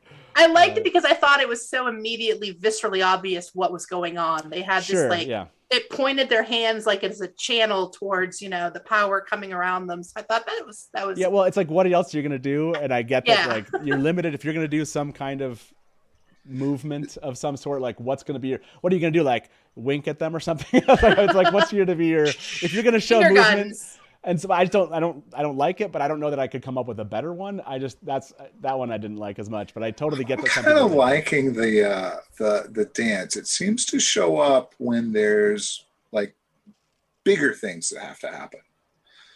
Like at Winter Night, there was one moment where Moiraine just looked at an axe and it flew up and hit a Trolloc in the face. But when she's throwing fireballs and calling lightning, it's a dance, and I kind of like that. From an aesthetic. She talks about that. Like, she talks. That's one of the things Rosamund talks about a lot, is her connection to channeling and how she studied it and tried to understand it, and how she tried to channel the idea, as part of how she would basically perform those things. So, Jay Diggity said, "Blood calls blood. We come, we come." Yeah, I totally agree. That it definitely calls out to that. So, a great one. Chandra said, "I think Moraine's safe box contains a notebook of Dark Friend prophecies, including Blood Calls Blood." Ooh, I like that. I want that to be really it. Good. I love it. Love it. So yeah, great one, Chandra there. Okay, here we're done with those. I think we're bringing a caller right now. I'm gonna go pull up. For those of you that don't know, I requested that you leave your theory with me, and I was gonna give a mug to my favorite theory. So we're gonna jump through some of those theories that you all kind of dropped last night. I think I posted this while I was just, I was in like a really excited mood because I was like sending people mugs. It's like, feels like to me kind of like Christmas. That's how I think of it. It's like I'm giving people stuff. I don't know. That's just how it goes. And I was like, well, I'm gonna give someone else a mug here if you send me a great theory. So I'm gonna read some of these theories off. But let me bring in our first caller to the show. They've been waiting a while. I'm guessing that they're familiar with this because they called the number and just sat online this entire time. So let's find out who it is. Hey, welcome to the Dusty Wheel. Who's this? Hey, this is Anas. How are you? How you doing? Good. Congrats on the 20K. Thank you very much. Yeah, thank you very much. So what's your thoughts about the teaser for 5? Or are you calling with some thoughts about episode 4?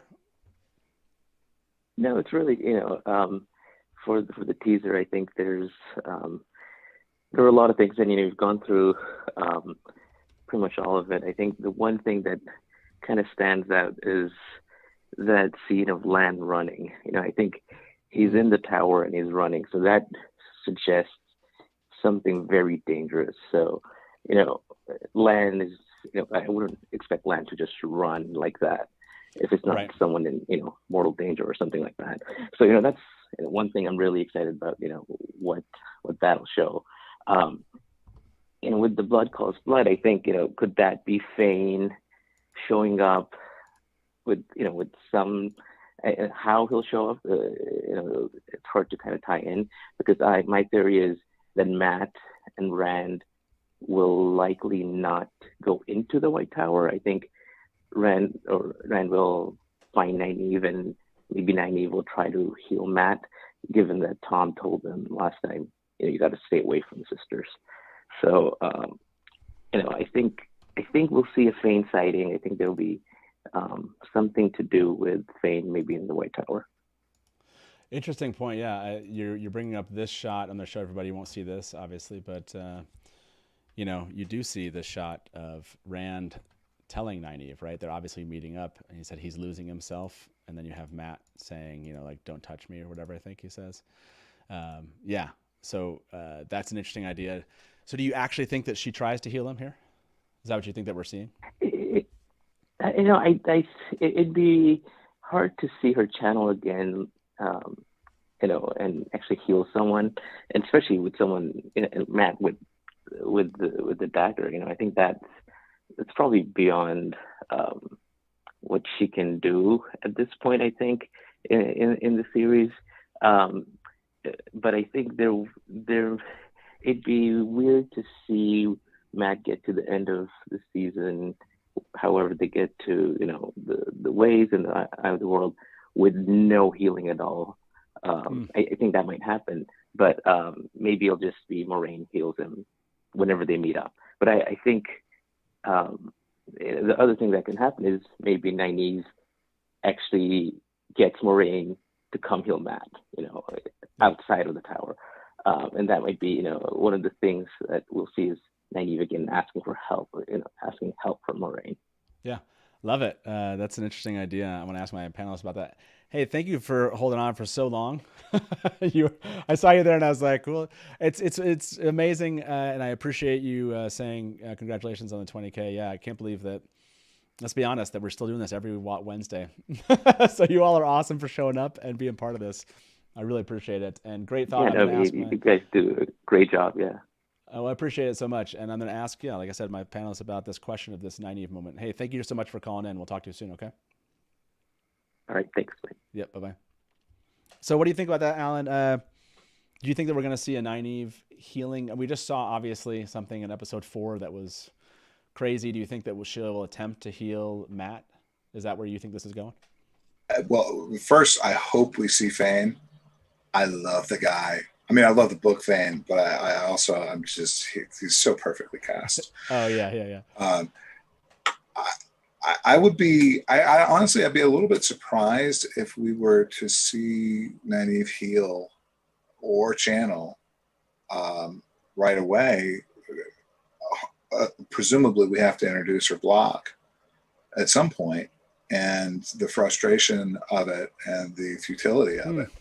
So I think I'd be a little bit surprised if we were to see her do that miraculous thing at the end of the last episode and then just turn around right around and do the same thing with Matt, when in the book it takes a full circle of 13 and a sighing grill to break that.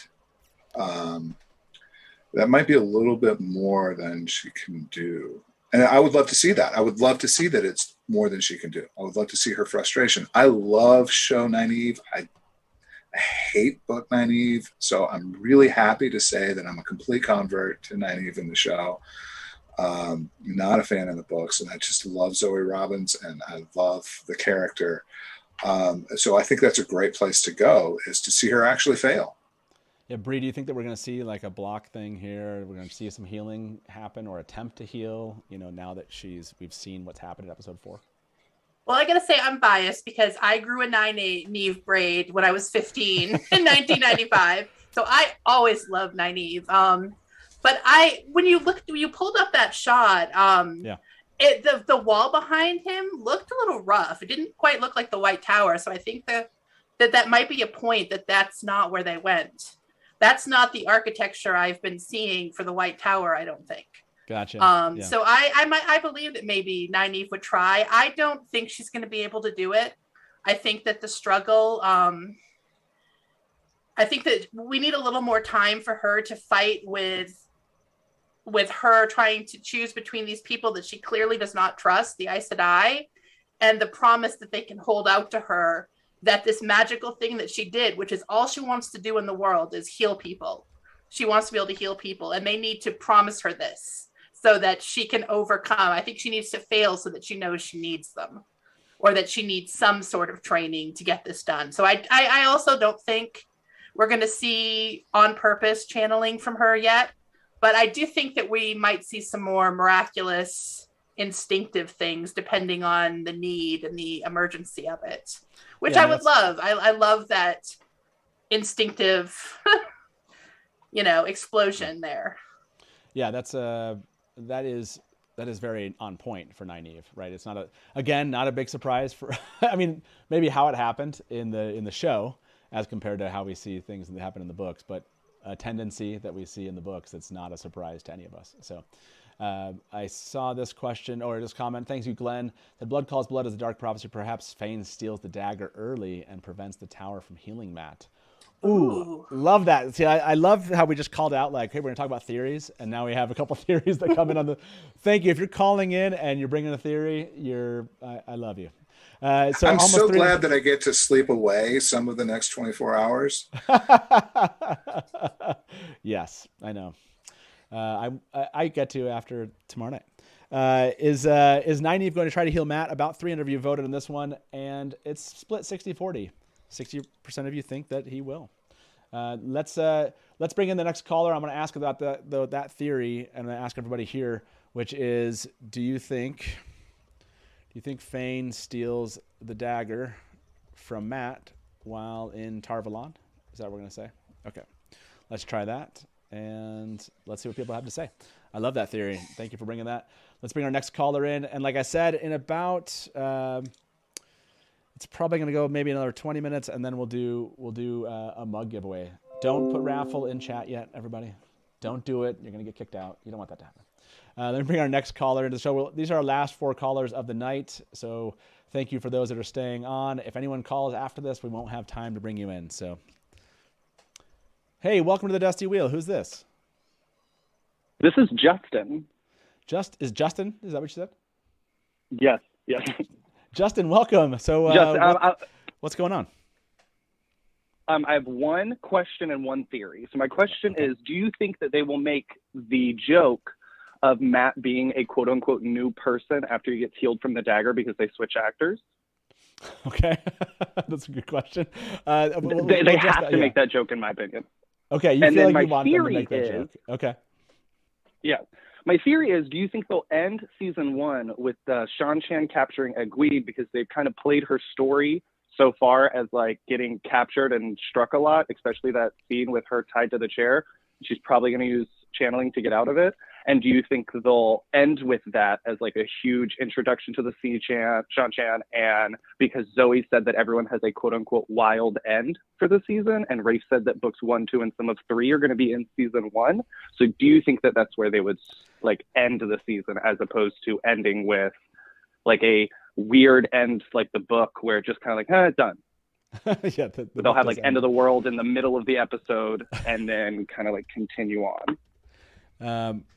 So that's a great. Those are both two great questions. Let me ask my distinguished panelists here. Bree, what do you think? So first up, do you want to see them make a joke about like a healing and Matt's changed? Would you like that since we know that actors I mean, see, I don't know. I feel like they kind of have to, but like I feel like also lots of people commented on how much Matt had changed, maybe not physically, but so like it almost wouldn't be a joke. It would be very, I mean, if you have to recast someone in this series, there probably isn't a better one than Matt after the dagger healing.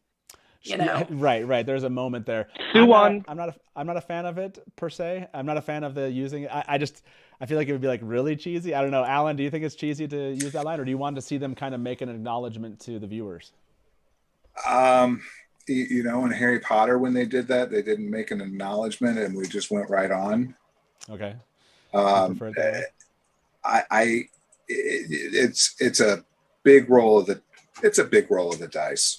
To make an acknowledgement of it. It could work if they did it exactly right, but it's not necessary. I think the safer bet is just to just go and just do it. It's right. It's a problem. A casting change is always a problem, and this kind of thing. They happen because life, but it is problematic. And how they, the safe bet is just to pretend like nothing ever happened, and the audience will suspend disbelief. And that's the same Matt it's always been. But if you do it right, you can get a really big payoff. But if you do it wrong, you can really tank it. Yeah. Honestly, I'm kind of face blind, so there's a 50% chance if they hadn't told me, I wouldn't have noticed. Really? Okay. I mean, I didn't notice with some of the recasts and like other shows, so you know. I like it. Probably forging ahead is the move. I like it. By the way, thank you very much, Justin, for calling in. I'm going to follow up with my guests about your second question about Egwene, but thank you very much for holding online and again for being with us here tonight. Okay. We'll let you go, and please do call back again, okay? Yeah, thank you. Bye-bye. Have a great one. Yeah, Justin, thank you. Those are great two questions. I want to follow up on those. Schoolish, by the way, left a note. Thank you very much for the tip. Said, what if Liandrin ends up not being a dark friend? Thoughts on merger with possibility? I know we talked about the merger of Liandrin. Just quick thumbs up or thumbs down from you. Alan, Liandrin not being a dark friend. Like it or hate it? If she's not a dark friend and ends up taking control of the tower and becoming Amerlin Seat, then she becomes Elida. That's not what I asked you, Alan. That's not what I asked you. Thumbs up, thumbs down. She doesn't become a dark friend. Do you like it or not?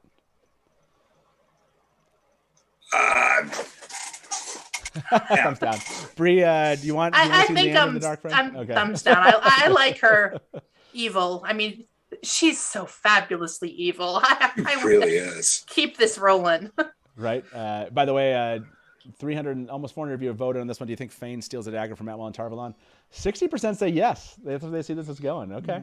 I love finding out where the kind of pulse is of fandom. Obviously, we do so many thousands of polls here.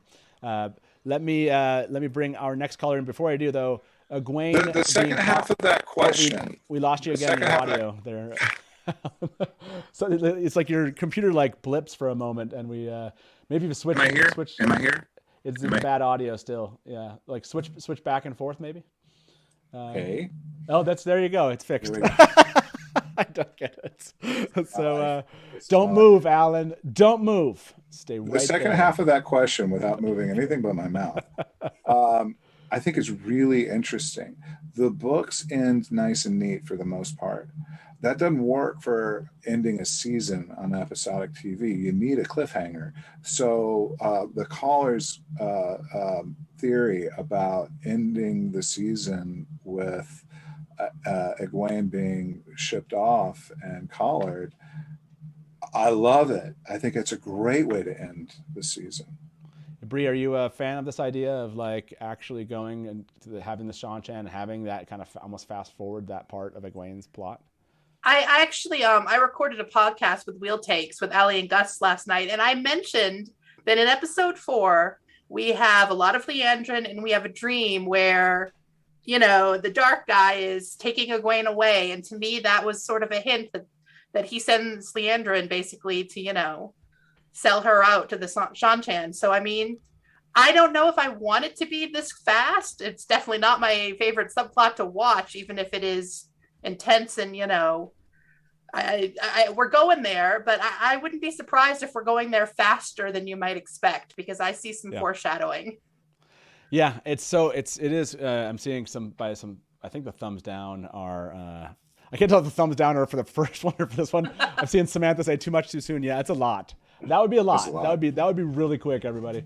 Let me bring in, like I said, we have 3 more callers, and we're gonna be doing some giveaways here, and like I said, hopefully get some more theories, but don't want to leave our callers hanging. Hey, welcome to the Dusty Wheel. Who's this? Mike Healy. Mike, how you doing tonight? Doing great. How are you? Doing great, Loving man. the show. Right, we just get to talk about the Wheel of Time for at least the next couple years, and so I'm excited. So heck yeah. So what's going on? What were you thinking about the latest episode or the one that's coming up? What were your thoughts? Oh, I can't wait for tomorrow. But my theory is about season 2. Everyone's been talking about Steppenwolf, but I think that the most logical character to combine Elias with would be Huron because of the sniffer abilities. Yeah. You know what I mean? Huron Elias merge here. Let me ask everybody: do you want, or do we want to say want or think? Let's say want Elias. How about want Elias and Huron to be merged? I know this is a hard one for fans to answer because they're like, no, I want both characters separate, just like the books. So, I mean, is it because you think it's an easy one to merge just to make sure we get both of those beats, if you will, from the book? I think it would be the most logical way to do it.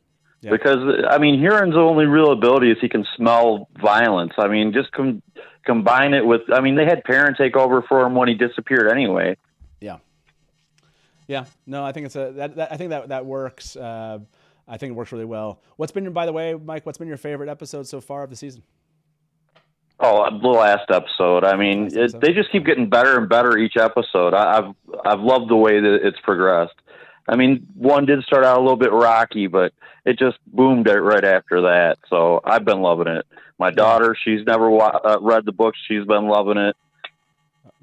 It's crazy. My wife has gotten, her sister is found out, obviously, because of what we do here at the Dusty Wheel, and the show actually dropped. Her sister started watching and is now into book 2. She might be at the end of book 2 already, and she already is sending my wife. What's funny is it's further than my wife is in the books, and now she's sending theories about Lan and Nynaeve to my wife, and my wife, and she's asking questions about the void and stuff. And my wife literally woke me up the other morning at I swear it was 6 o'clock. I don't know, it was early, and she woke me up and she's like, "Is the void more akin to the poppy field in Wizard of Oz, or is it more like the Harry Potter cloak?"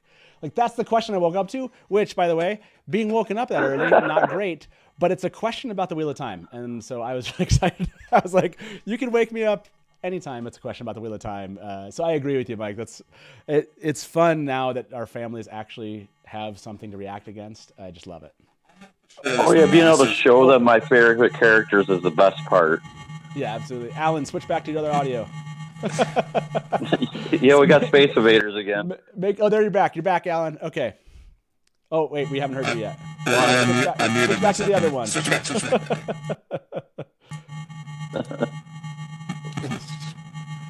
You got it. We trust you, Alan. There we go. You're back, I think. Okay, you got it. Okay, so go ahead. The sweetest thing my wife has ever done. My wife is an absolute cheerleader, and she may still be watching. So I love you, babe. And this is not her thing. It never has. Fantasy is not her thing. Yeah. 10 years ago, when there were only 12 600-page books on my bookshelf, she pulled off Eye of the World and said, "Do you want me to read this?" And I said, "Baby, put the book back on the shelf." Thank you, and put the book back on your shelf. And then the other day, I texted this to you. The other day, she's like, "Yeah, I'll watch the show." This is the biggest win of my marriage. I know, right? I laughed for a moment, but I agree. Well, Mike, my husband's sending me memes now. He doesn't. He's never read the book, and now he's sending me memes. So I mean, we're doing good.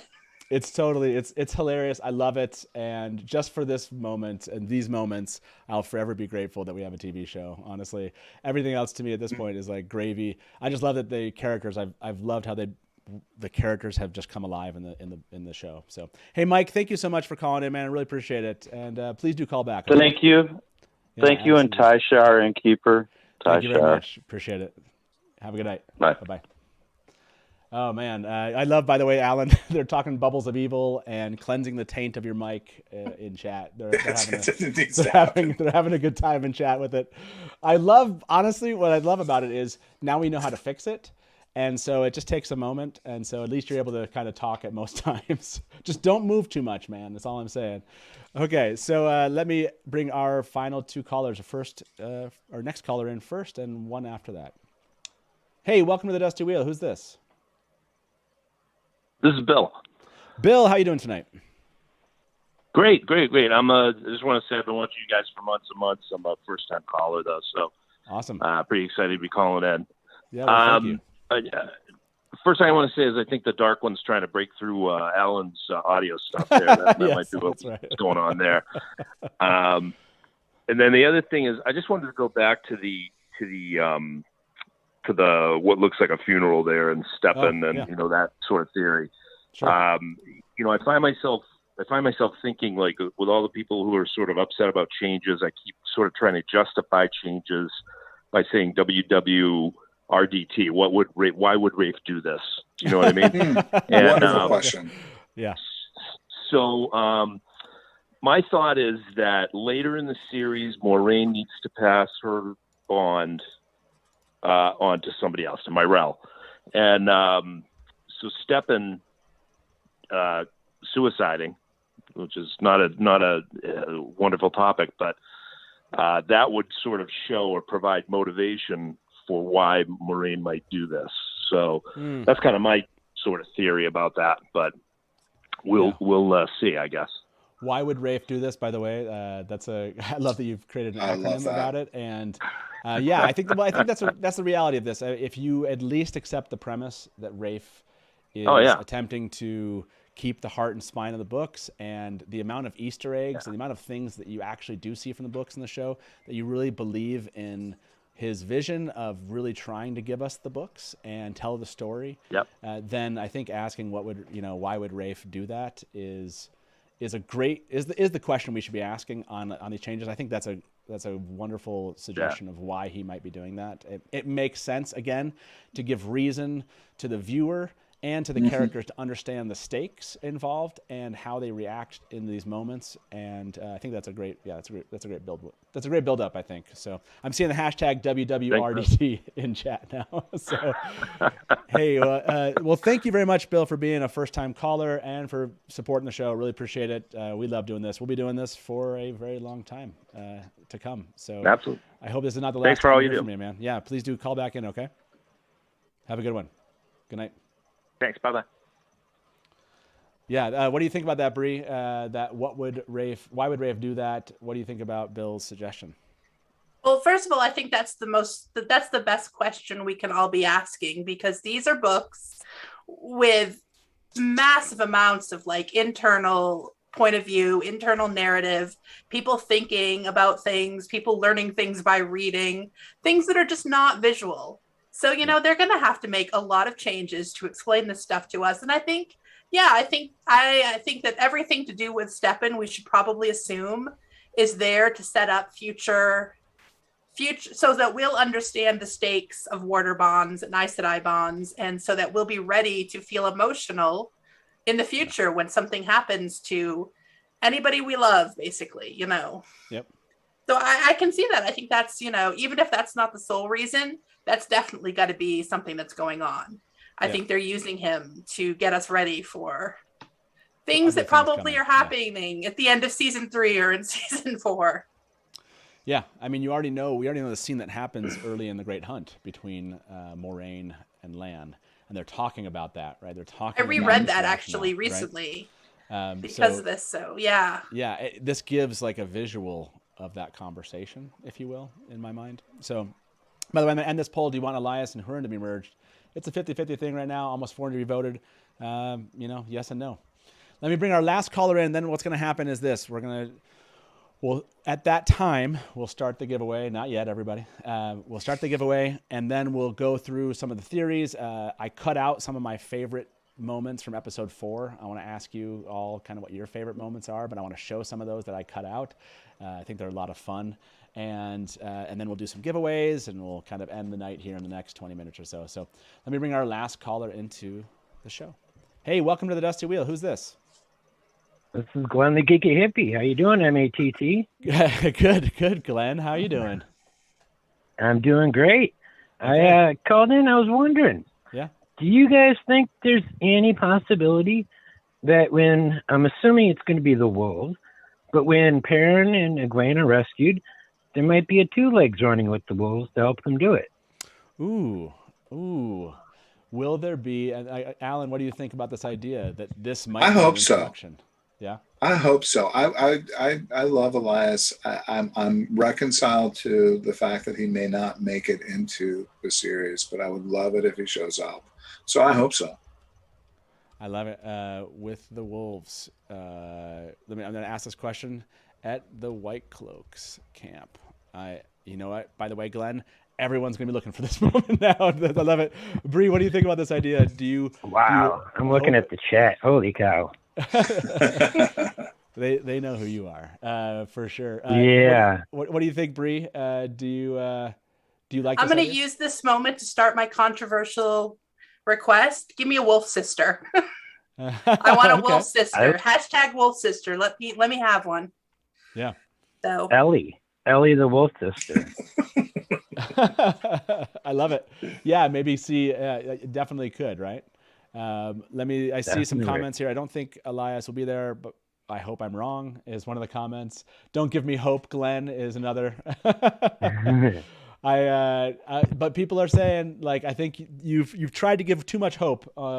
Really quickly, almost a couple hundred votes on this one, and no so far is the answer. You haven't convinced. You haven't given enough hope out there to the people. But I love the idea. Love it. Yeah, it would be really interesting if it's just so much of a glimpse you just barely even catch it, and we have to slow things down to catch it. That'd be awesome.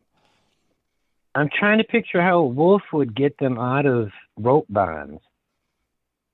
And unless they have like a Jarrett BR buyer doing the same thing where he cuts the rope to let them free just before Land sneaks in and have that happen just before the wolves attack, I don't see how that would work, you know?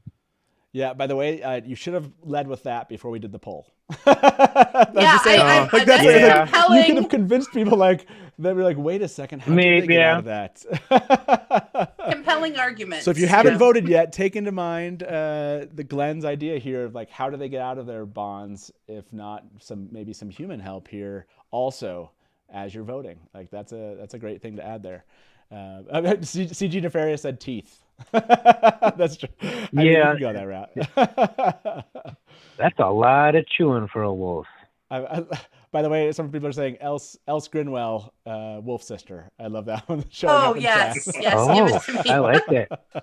That would explain why they changed Helga's name to Helga. Yeah, right. That is my new theory. I'm staking my Else is out there wolf sistering around. She lives. What if Geoffrey is the wolf brother? Aram runs with the wolves. I gotcha. Oh, Ben says Egwene's got to get him out. I don't think Dragon Down says I don't think Lan will help him escape. Everyone's going to jump in, and I love these comments. Hey, Glenn, it's awesome to hear your voice. Thanks for being our last and final caller here at the show tonight, man. We'll talk to you soon. Okay. You have a great night. You too. Talk to you later. Yep, bye. Yeah, great one. Great way to end the callers tonight. Thank you to all of our callers. You were wonderful. Brought in some theories. That's the way to do it around here. You're calling in, especially on one of these shows. Bring me a theory. I love it. Love it. We'll always love it till the day I die, I'm sure. So almost 400 of you voted for this one. Did we think we'll catch a glimpse of Elias with the wolves? Nope. Glenn, you didn't convince the group. Votes did not change. They just kept going. 54% say no. So, I mean, it's still close. That's not like crazy numbers. And then we have Inca's. Thank you very much, Inca, for the tip. I would love it because he helps set up the White Tower being afraid of anything remotely power adjacent to do with men. Later for Matt. Yeah. again, I love it. I really, really love it. I don't think Chad just asked, do we see Perrin's eyes in the trailer? I don't think we do. Not this one. I thought there was another trailer where everyone was saying that we do, and I can't remember where that trailer's at, but that'd be nice to piece that together. And if you, before Taylor does it, anybody want to go out and start piecing together all the scenes we have that seem similar? Go for it. Somebody go, people really enjoy that. And what we'll do here is we'll go through some theories. We'll get Taylor back in the room here with us, and we'll just set up a giveaway. Not just yet, everyone. I have to remind everybody. Otherwise, chat just goes raffle crazy. Don't do any raffle stuff. But let me get a note, and we'll get giveaways going here shortly. But while that happens, let me jump to what I meant to take us to, which was to a couple of theories here. First, while Taylor gets that set up. So here we go. The horn is either getting cut or moved later in the show. Rand runs away either at the end of season 1 or beginning of season 2, and the group leaves tracking with Elias taking over the role of Huron. Oh, interesting. That's a fun one. I love that idea. And then Land of the Madman said Moraine used the one power to put the 4 Two Rivers people to sleep and then woke Egwene, but it didn't work on Rand, and she was too injured to notice. Not sure if Rand saw the "and yours alone." See, I love these ideas. I don't know how y'all sit there and come up with them, other than you love theorizing just as much as I do. But yeah, this one's Elias taking over the role of Huron and looking for the horn. That's a fun one. I love that. Okay, I think, let me see. Let me check out chat here. And, okay. So, and I'm going to play, I think, let me get a note from Taylor. 1 second. Okay. And then I want to talk a little bit about some of the kind of beats from episode 4. And this is one that I thought that was really amazing. I think hopefully you all can see this. Well, I haven't tried these out just yet, so these will be fun. This has got to be one of my favorites.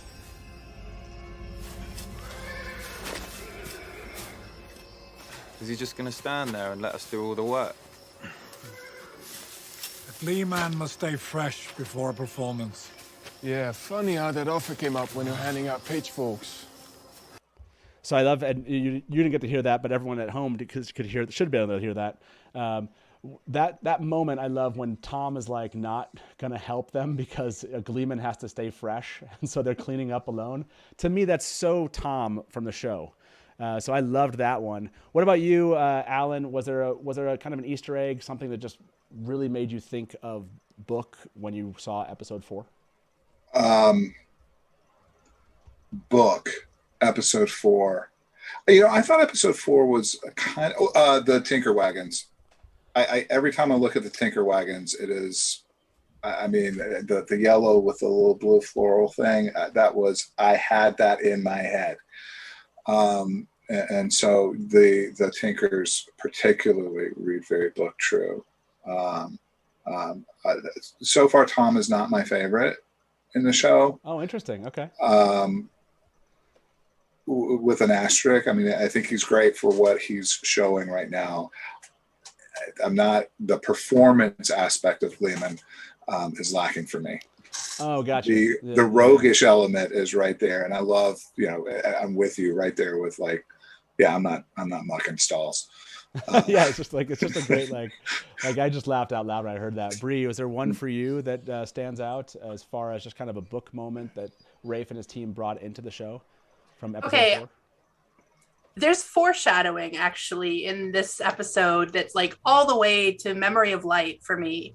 Something that I absolutely loved was that we know the whole veins of gold thing. When Rand's having his revelation, he thinks, why are we reborn to do better? And that's what the voices are telling Logain. Yep. And that's what the voices tell Rand.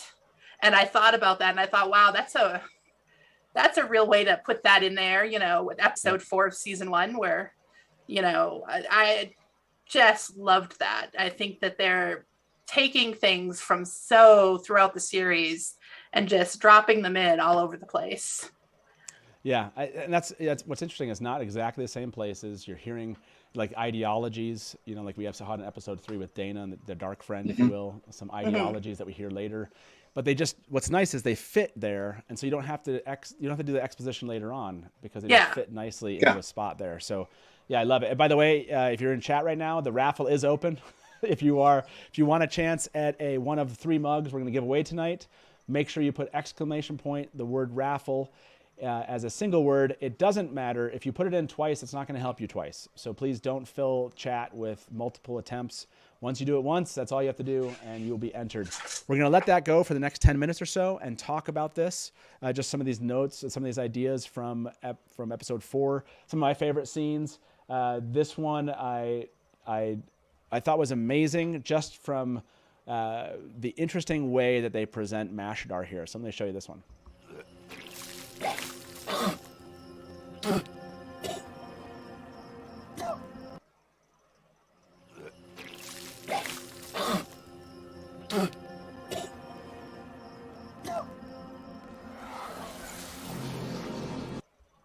I love that moment. Like, I never visualized I never had a visual of like his infection, if you will, right? When it comes to Masadar and the dagger. I never had that, right? He was just getting sick and dark. I love that they gave us kind of like this notion of a thing that almost like he puked out and it kind of like touched the stone and you kind of see it kind of crawl back up in his mouth. What did you think about that, Bree? Do you like this way that they're presenting how the dagger's affecting Matt? I mean, I feel like is a complicated word. I think it's amazing, and I'm also horrified. He's like puking fractal evil. Right. So I don't love it, but I also do love it because it's creepy and horrifying. Yeah.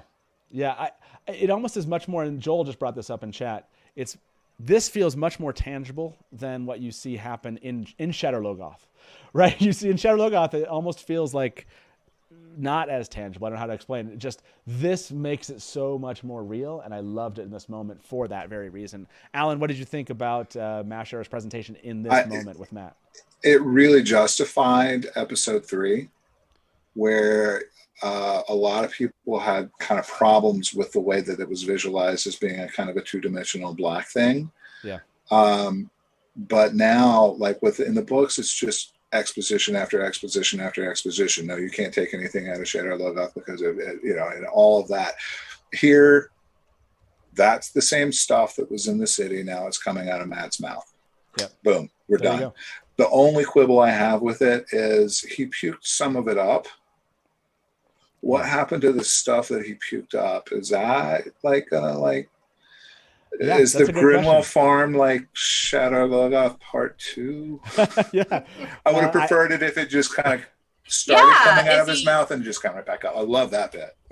Back okay, I'm going to ask everybody, do you think that they've kind of made a change here and actually are infecting a place, if you will? So has Matt, I love this question. That's a great question. Let's ask it, because you don't know where they're taking some of this stuff, and I think it's a fun one to ask. I like that they just showed it. In my head, it kind of just maybe dissipates or something in that moment. It doesn't have Shadow Logoth to kind of give it life, if you will, but it comes out. That's how I would imagine it is. But by the way, puking fractal evil is a hashtag that should live well beyond this, Bree. This is an amazing hashtag. We need to keep this alive. It's got to live in Twitter of time. We need a puking fractal. We just need a fractal. Somebody please make me a meme. A puking fractal evil meme. Yeah. I want to go out that way and have it on my tombstone. Yeah, right. It's so good. It's so good. Okay, this one I really loved because it wasn't a way that I ever thought about the song before, but I loved this moment with Egwene and Aram. So let's watch this. Everyone keeps talking about the song. What is it? It's nothing. Silly tradition. Well, your grandparents seem pretty serious about it. In the last age, our people supposedly knew a song that brought harmony to the world.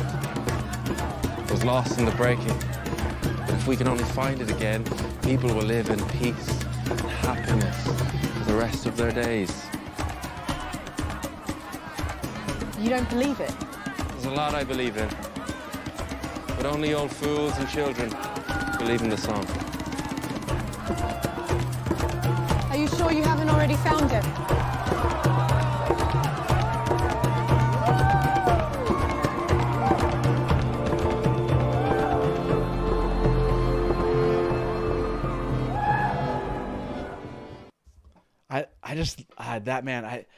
I loved that moment where she said that, and Aram's just looking around like he hadn't seen his own people before, and like here's this somebody coming in and looking from the outside, right? That's Jordan does this all the time, right? Like you think you know something, and somebody just comes out from the outside and changes your perspective of it. It's a very human experience, right? And it does. I loved it. It's just what comes of that moment is less important to me. I just loved that event, and just watching him look around and just having his mind blown is just that's great. Are there other ones that we're going to end the raffle here, by the way, in the next couple minutes? If you haven't entered, please do. If you want a chance at 3 mugs, we'll give those away, and then that'll end our show tonight. But yes, please do enter the raffle. You have a chance to log in if you're here with us on YouTube and join chat. And while we do that, I want to ask you, was there another moment for you, either of you, that just stands out as just like a really cool moment that you understand from the books that maybe viewers aren't understanding, but just they kind of Easter egged us really nicely?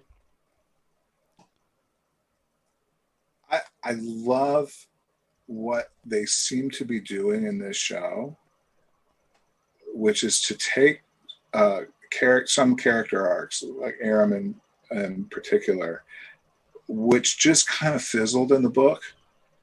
Like I think Robert Jordan just lost interest in Aram and just kind of had him moping around and then just killed him. And now, like, I didn't like him to begin with in the books, and this Aram, I'm going to be really sad as his character arc plays out, because I like this guy. He's so charismatic, and he's down to earth, and he has an understanding of like where he fits and everything. And it's like, song, but he's still there, and he's not just a player. He's thought about stuff, and so as his character arc develops, I'm really going to be sad. So I love that bit. I definitely connected with this Aram much more than I did. Bree, did you have that experience where did you like the change? I'm calling it a change only in the sense of like I'm having the way they're presenting him is a way just I never off the pages of the book ever kind of thought about Aram. But do you like the way this Aram is coming across on screen?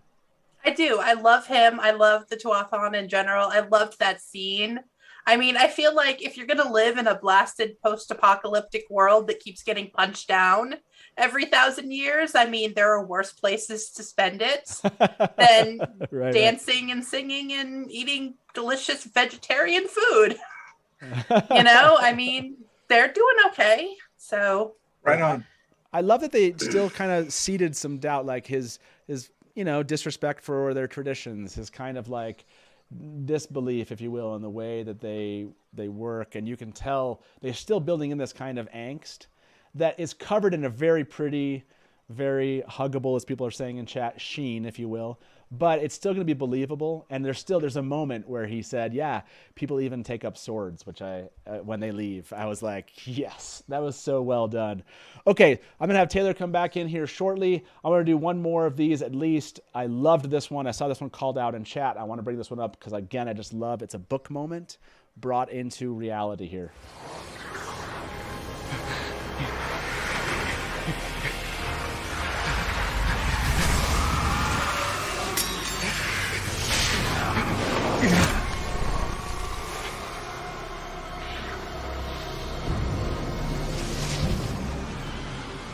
He'll betray you. Just like your parents. Just like your sister. None of them understand who you are. What you're going to be. They don't know what you're going to be.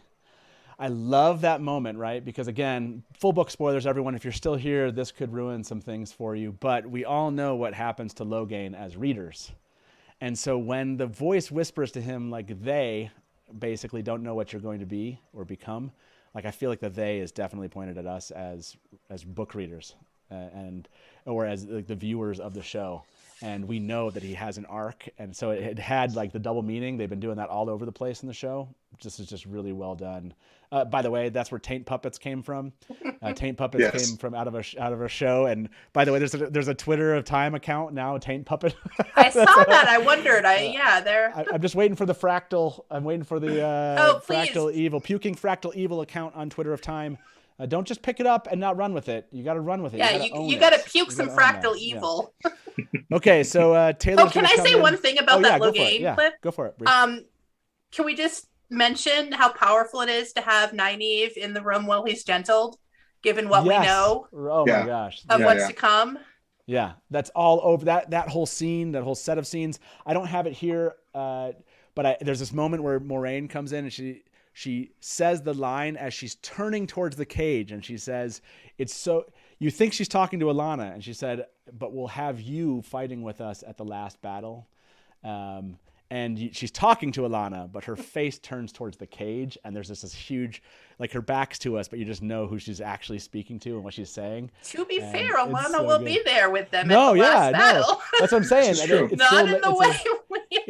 It's a layered discussion for both new viewers and for us old foreshadowing fans on foreshadowing on foreshadowing.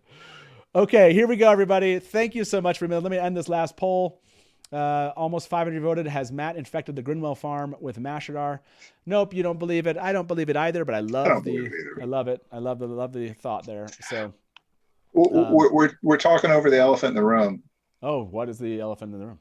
The big blazing light at the end of episode 4 that Logain was able to see. Oh, so there is an answer to that one, or the possibility of an answer. Sarah Nakamura, the Wheel of Time TV consultant, had a thought on that, and then on Twitter. But I kind of agree with Sarah's thought here, which is, and I've seen a couple quotes from the books that talk about this, where light, a visible light, is seen as also part of weaving. And so I just took that as a visible light that's seen, not weaves that are seen also. Yes. Is that where you're at, Alan? Yeah, I went back to episode 1 and at Winter Night, there's light. We see the weaves as an audience so that we know what's going on. But Moiraine's face is lit up. There's light shining on her face. So that was the thing. And I think that resolves that controversy of how is Logain seeing this? How does he see that the blazing sun bit when he can't see a woman's weaves? But the light itself that comes from heavy channeling. I think that's the only, from a canon perspective, like I said, somebody posted, I'll have to go find the quote. It's when Rand is channeling in like book 7 or no, maybe it's like book 8 or 9. And same kind of thing happens in that moment. And Jordan describes it as light also that's being seen. So anyway, I do want to, and if you, Layla Dark Friend kind of got shot down too, but Helena Westerman, who plays Layla, said, "Yeah, I'm not a Dark Friend," and like because Sarah Nakamura had mentioned like no, but then I liked Nablis's comment came from that. He was like, "Would you really trust a Dark Friend to tell you they're not a Dark Friend?" So there you go. I replied to her and said, "Hear me out. If you're a Dark Friend, maybe you can come back." Yeah, I want her back. Give me my blacksmith lady back. I like how Craig just said Sarah Nakamura is the unreliable narrator here, misleading us away from Logain seeing a Ta'Viren. I considered that too. Sarah is a hardcore fan freak like us all, so read it as you will. So Taylor, go ahead and pick our 3 winners for tonight. Yeah, we're giving 2 celebratory 20,000 subscribers, and we're doing our 1 for Wednesday. Taylor's just coming to the recognition that 3 of you are about to receive a mug.